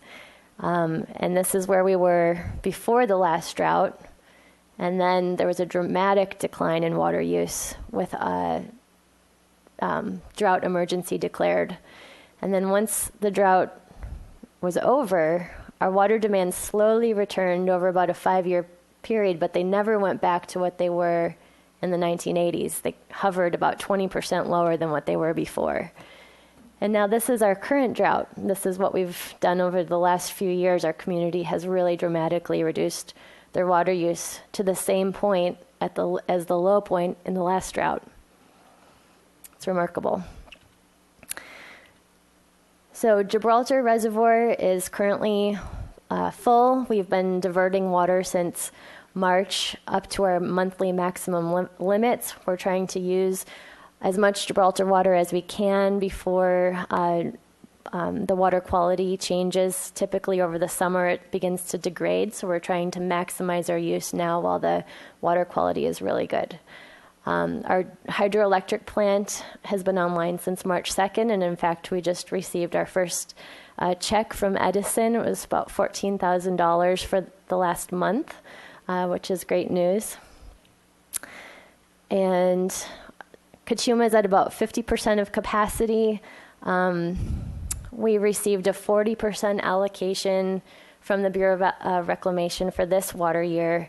Not all the water in Kachuma is project water. It's very complicated accounting with state water and fish accounts, downstream water rights. And so after we've subtracted out all of those other accounts, the 40% was what was remaining for the water supply this year. And we anticipate an allocation next year as well. Fish releases have resumed. National Marine Fisheries Service worked with the Bureau of Reclamation to begin fish releases. This was an issue last month. Because they had to use the Hilton Creek emergency backup system, it was going through our Bradbury Dam outlet works, which interrupted our state water deliveries temporarily. And CCWA has been working and has successfully now installed a bypass around the outlet works, so our state water deliveries have resumed. The emergency pumping barge has been dismantled. It's not expected to be needed until the summer of 2019. So we have a plan in place in the event that we do need it a couple of years from now if drought conditions continue. Imported water, as I mentioned, our state water deliveries have resumed to Kachuma as of April 14th. Central Coast Water Authority acted very swiftly to make that happen, so I'm grateful for their work. Our state water allocation has increased from 60% to 85%. Snowpack up north is 174% of normal, which has allowed the Article 21 deliveries to continue. That's basically free water when San Luis is spilling, so that's expected to continue through June. our Metropolitan Water, the last estimate that we received for what we'll get back from that storage exchange was about 1,450 acre feet out of the roughly 4,500 that we put in.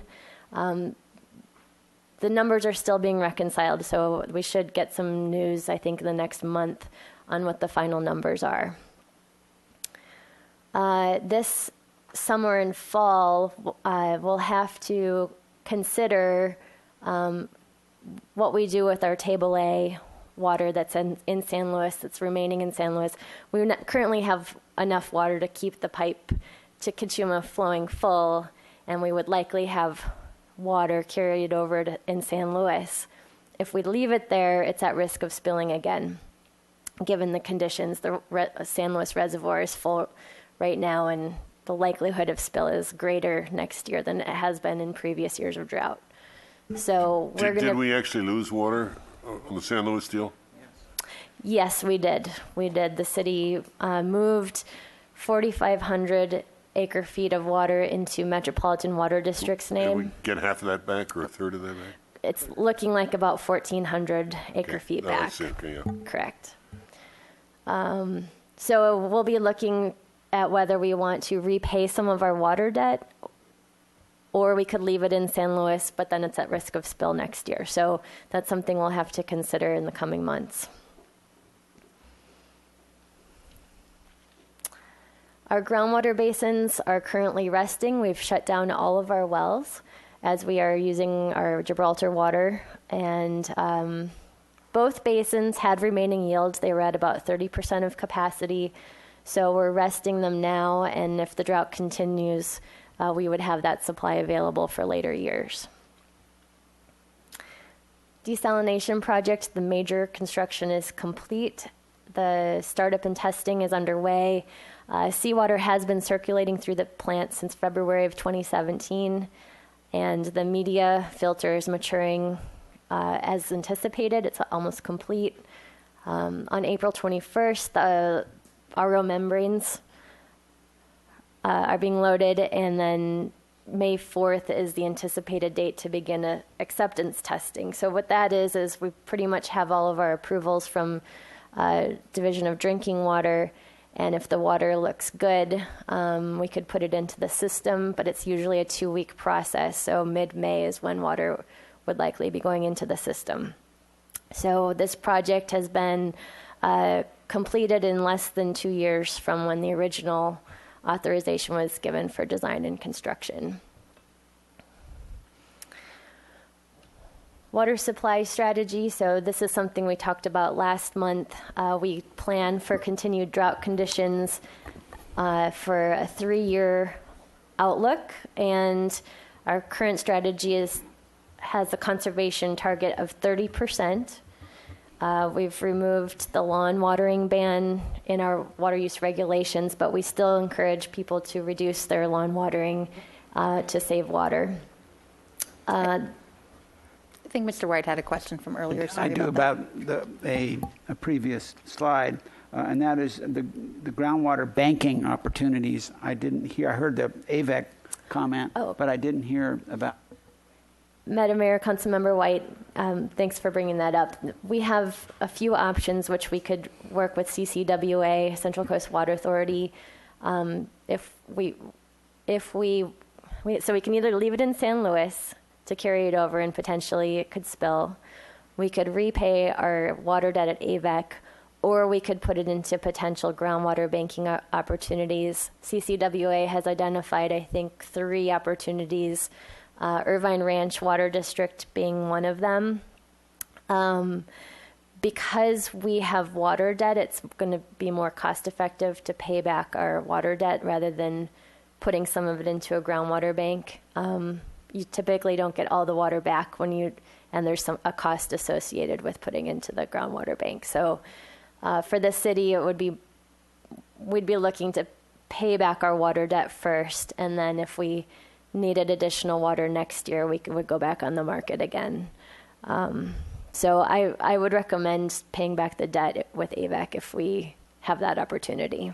And then banking is something that, we're obviously getting the we have many one-time or short-term expenses that have and are occurring, and then we have the launch of the desal as sort of our big pieces. However, in the longer term, banking is something that we still could use to fill that pipe, our state water pipe. Is that right? That's correct. It would make our state water more reliable. The idea is when there's excess water that you can't use in the system, you park it in a groundwater bank somewhere, and then it's available for use later. Because I don't really see us having excess water until we pay off all of our debt. But at that point, I could see a groundwater banking option being a good way to improve long-term reliability of the system. Thank you, Madam Mayor.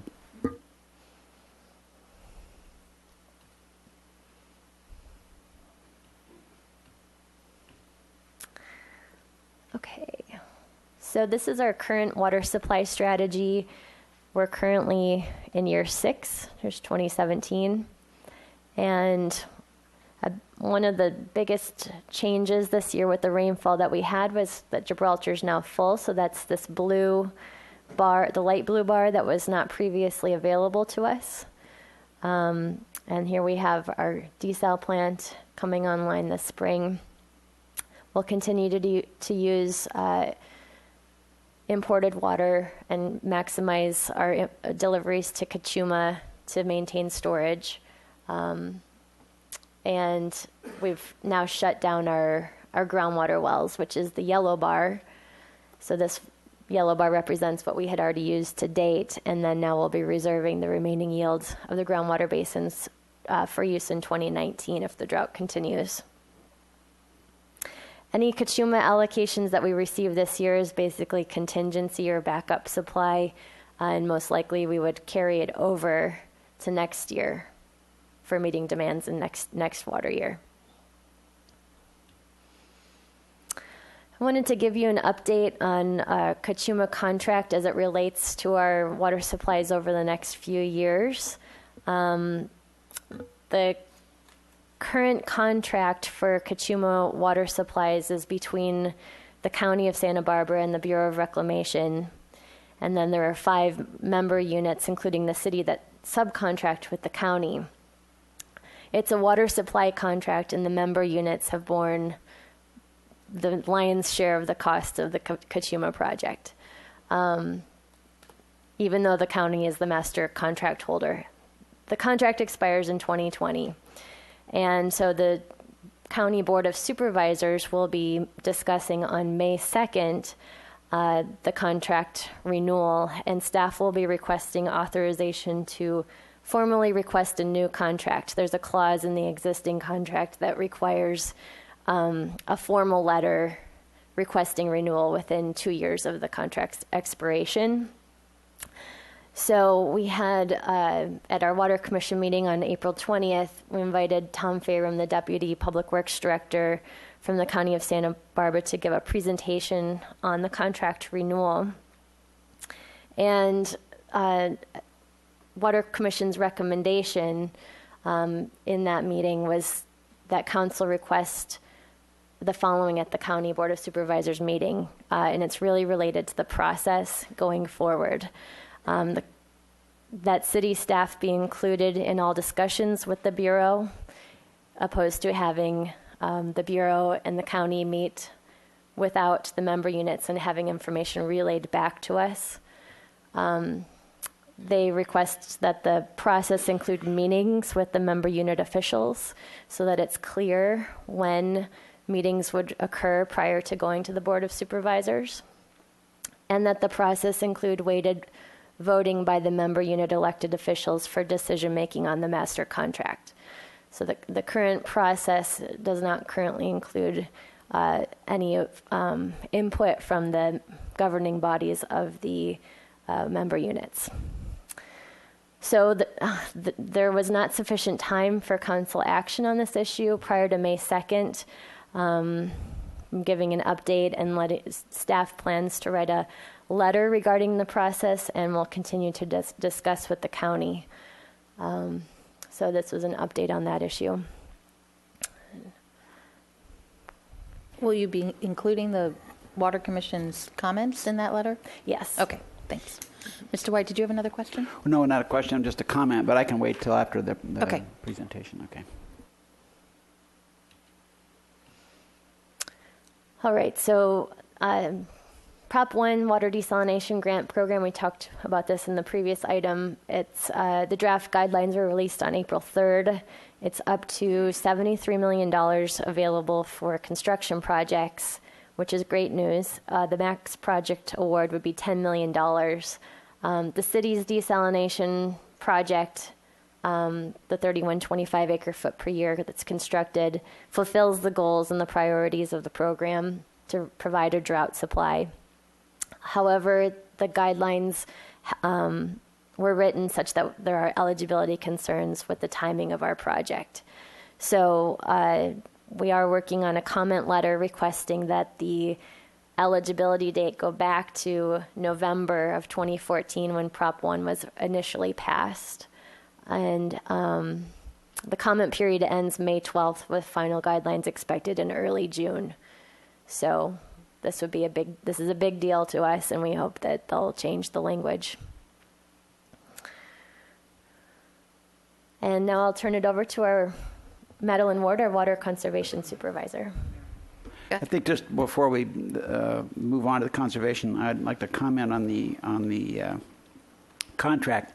This is a big deal. The county. This is very unusual in the West that a county that is not a purveyor is the contractor with the Bureau of Reclamation.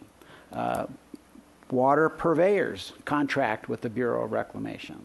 And so this is an isolation. The purveyors are isolated from the provider in this situation. And in this round in particular, the county has moved forward without advice and consent from the purveyors. And there's been a coordinator hired.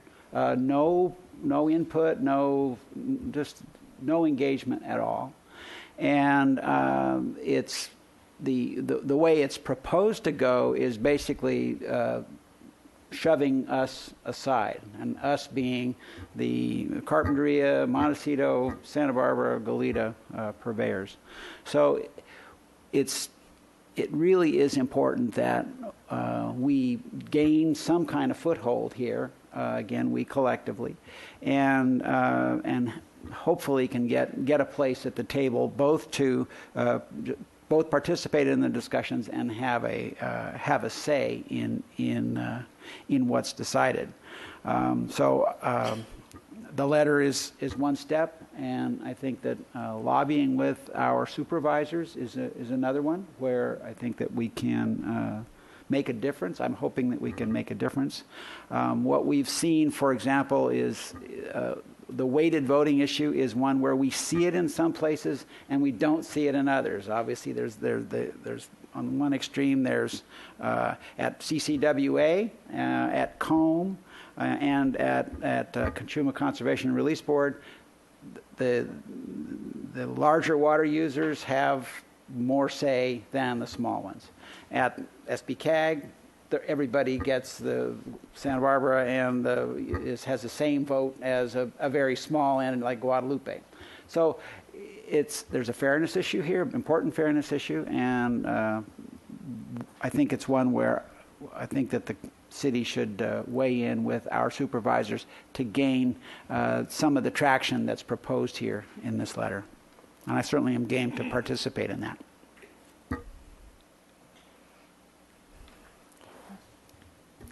Madam Mayor, members of the council, my name is Madeline Ward. I'm the Water Conservation Supervisor, and I'm going to share a few water conservation updates with you.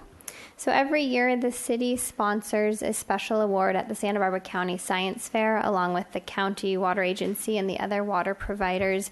And this is to award a project or multiple projects that address water scarcity, water resource management, or water conservation.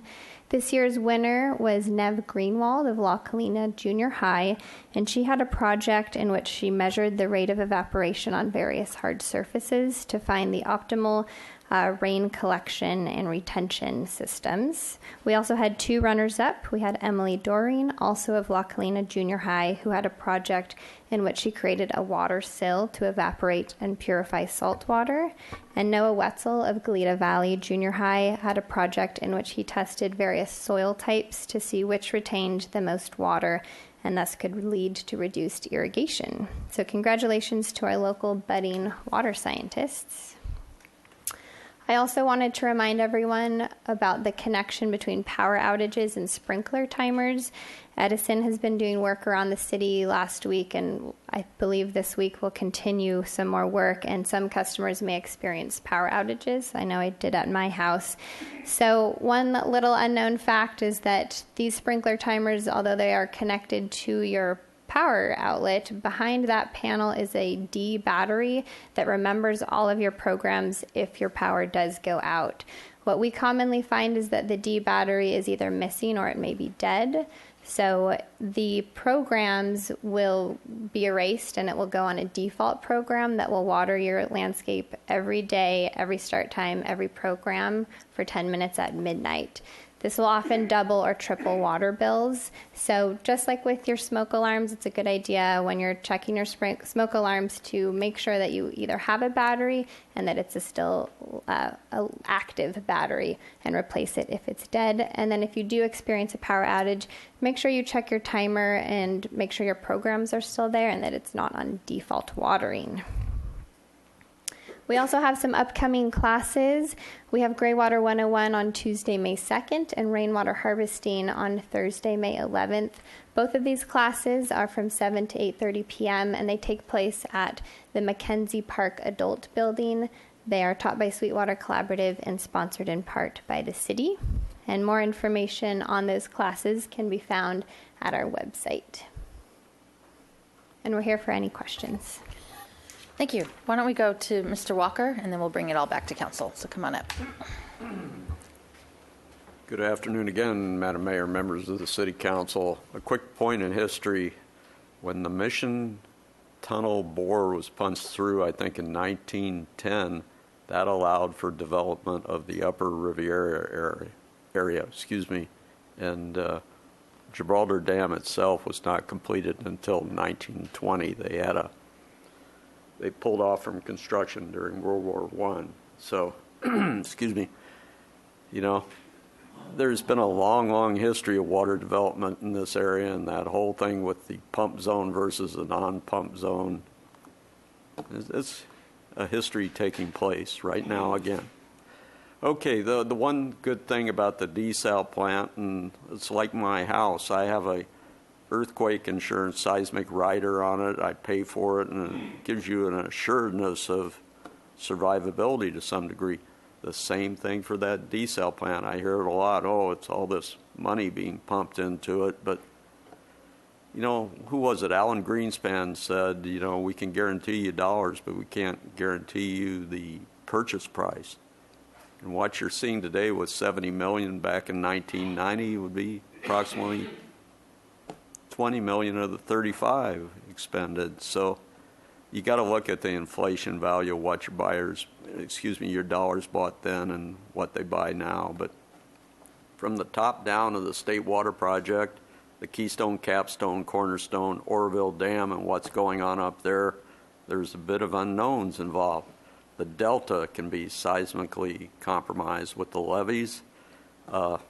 Again, the San Andreas Rift Zone cuts across the mid-state area around Parkfield, and that's where our California Aqueduct and the coastal branch takes off from it. So then you could have a problem with the Tecolote Tunnel being seismically compromised, and or even Lake Cachuma, the right abutment. That's where the San Ynez Fault runs right underneath it. So, you know, that desal plant, in my book, is great, great insurance. Thank you. Thank you. Okay, it's to the council. I'll just mention, you mentioned it, Ms. Dyer mentioned it earlier, that Mr. Casey and I had an opportunity to speak with State Senator Hannah Beth Jackson on Friday on a number of things, and this was a big topic of conversation. I know our water staff and her staff have been going back and forth for several weeks now, and she's, I want to commend her leadership and work on this. She was under the impression that the draft guidelines would be all ready and great, and worked with DWR quite a bit in making sure our facility could qualify. And so hopefully we'll get that cleared up.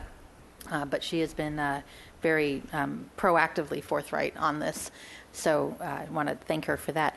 On the other issue, Mr. White, I would suggest, assuming the item at the county is in the morning and not during council session, that if you could attend and speak at the hearing would probably be a good idea, just at least in a concept of having the water purveyors play a role. You are our water liaison, basically, so that was why I was, and you mentioned it. So that would be my suggestion. So, Mr. Hart. Yeah, I have a sort of a tangential issue, but I think it's important to bring it up. There's been a lot of discussion about State Street and economic vitality on the street, and I've heard from a lot of the property owners and the businesses on the street that they think that they need to wash the sidewalks more aggressively, power wash the buildings as part of an effort to clean things, in addition to a number of other strategies to address economic vitality, and that, you know, our policies and approach to the drought, while critical at the time, have an unintended consequence in regards to that issue. And so I think I'd just like to put that on the table, have staff think about it, have council think about it. I don't think it's anything that has to be resolved the next month, but it's certainly something we should begin to give some attention to, because I think there's going to be an increasing interest in doing some cleaning on State Street, and it's going to take some water. And in the context of the actual supply for the city, this is one of those facts versus perception problems. You know, the amount of water we're talking about is insignificant, but the optics of it are challenging, perhaps. So I just want to put that on the plate. Okay. Could we hear from Mr. Casey on that? I think it's a good idea. Mr. Casey. Completely agree. Already initiating conversations about that. There's also a health and safety issue about power washing of the sidewalks that I think can fit in here as well. So agree, and we're going to follow up on that. Okay. Any other comments? Okay, we don't need a motion on this, so thank you very much. Thank you. May it rain, and it doesn't really rain in May, but we'll see. You never know. Could happen. It rained on our Kachumer Yes, tour. I want to thank Ms. Dyer. U.S. Conference of Mayors had as I think was mentioned last week, this Water Policy Council meeting, and Ms. Dyer gave a great tour on Lake Kachumet, and we got soaked, and it rained. It was very beautiful at the beginning. I'm glad we took arranging rain, I think, is right. Yes, I'm glad we took the group photo before we got on the boat, not at the end of the trip, because that would not have been nice. But thank you for all your work making that happen. Thank you. Okay, any council member committee assignment reports? Mr. Hart. On Saturday with Mayor Schneider, Councilmember Rio, and Councilmember White, I participated in the March for Science. It was a great turnout. The smartest, most interesting signs of all the marches that have happened in 2017 by far. Also attended Earth Day and did my public official office hours there and met with lots of folks who came from the march and brought their signs. And then there are a number of us were at the State of the Zoo last week, heard the update on all the fantastic things that the zoo does, and learned all about the incredible conservation efforts that they do, not just here locally, but throughout the state of California. And then had the opportunity to hear Thomas Friedman at the Arlington to a packed house there. And, you know, obviously he's a very accomplished novelist or writer and lecturer. And one of the things I thought that was particularly interesting was he was talking about the technological challenges in the 21st century and how difficult it is for communities to keep up with that and the change that's coming from that and how disruptive it is. but he spoke about the importance of local governments being change agents in that regard, and how important it was to have healthy communities. And one of the things that he pointed out was that he was really surprised to see a packed 2,000-person audience on a Thursday night at the Arlington to hear him talk. And he said that's a good example of a healthy community. And he also mentioned that the Granada Theater had been packed the night before for Isabel Allende. And I think these kinds of things are really good but indicators of the engagement of our public, and how interested people are in getting information and engaging in their community. So I thought that was worth noting. Great. Ms. Murillo. Thank you, Madam Mayor. Earth Day was wonderful, and every time I went by the city's giant display, a lot of people were there finding out about our water and wastewater, et cetera. I was also at the Channel Keeper Blue Water Ball on Saturday. They do such good work. I'd like to give them a shout out. Councilmember Dominguez and I were the youngest people at the birthday party for, well, they weren't just city residents, right? It's South Coast. It's open to everybody. People 90 years or older. And there were people there who were 100 and more. We aspire to that. And it was the first time without Larry Crandell, and we noted that, and we had a good time. The Santa Barbara Historical Museum has a really nice exhibit right now. It's called In the Saddle, with saddles and other horsey stuff, so just in time for fiestas. And then this Sunday, if I can do a preview of our West Side Neighborhood Association, the West Side Community Group, Sunday, April 30th, 9 a.m. at Bonet Park, we're doing a cleanup in the spirit of Earth Day. So the park and Old Mission Creek. Thank you, Madam Mayor. Mr. White. Thank you, Madam Mayor. I attended the Kachuma Operation and Maintenance Board meeting yesterday, and I would say that the highlights are a host of major maintenance and replacement projects going on there. Again, Kachuma is now, the Kachuma pipeline system is in the 60-year-old range, and big pieces are showing their age and getting changed out. The crossings where the various creeks are here are one area where the pipe tends to be vulnerable, and these goodly amounts of work are going on there. The most interesting part of the meeting for me was the steelhead mitigation program, which Kachuma Operation and Maintenance Board manages. We now have 5 bridges that have been completed on Refugio Road, which is Kyoto Creek. On the south facing slope of the San Ynez Range, it's Refugio Road and Refugio Creek. And then on the north facing coming down into Solvang, it's Kyoto Creek. And that is the repository, that is the habitat that is holding the most long-term native fish. It really is the reserve that's helping us out. However, besides those bridges, which is giving more access to fish, what our steelhead biologist is telling us is a miracle, that we have 3 native fish that have made their way up South Zapotes Creek and have spawned in the South Zapotes Creek. So they've seen the little tiny fish in the water there. So the program is certainly struggled during the drought, but at least it is doing it's making its contribution to maintaining that steelhead population.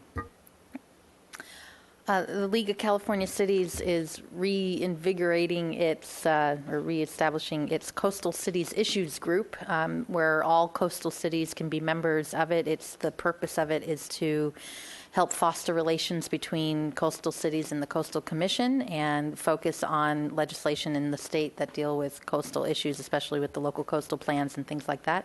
I was appointed chair of that to help put it together, and so we're now putting together kind of a leadership group the idea is to have one council member and their respective city manager or planning director from each of the zones in the Coastal Commission. I think there are 8. I think 8 zones throughout the state. So that can help. So stay tuned for whatever that means. It look to do some webinars and have a more formal connection between the League of California Cities and the Coastal Commission staff, which I think will be helpful on a variety of issues. And careful what I wish for, but why not go for that? So that should be good. I think I look forward to those conversations. So I'll keep you posted. All right, and we have some closed sessions. Item number 15, conference with real property negotiators as described in agenda item 15. Item number 16, conference with city attorney pending litigation as described in agenda item 16. Okay, and we will adjourn from closed session.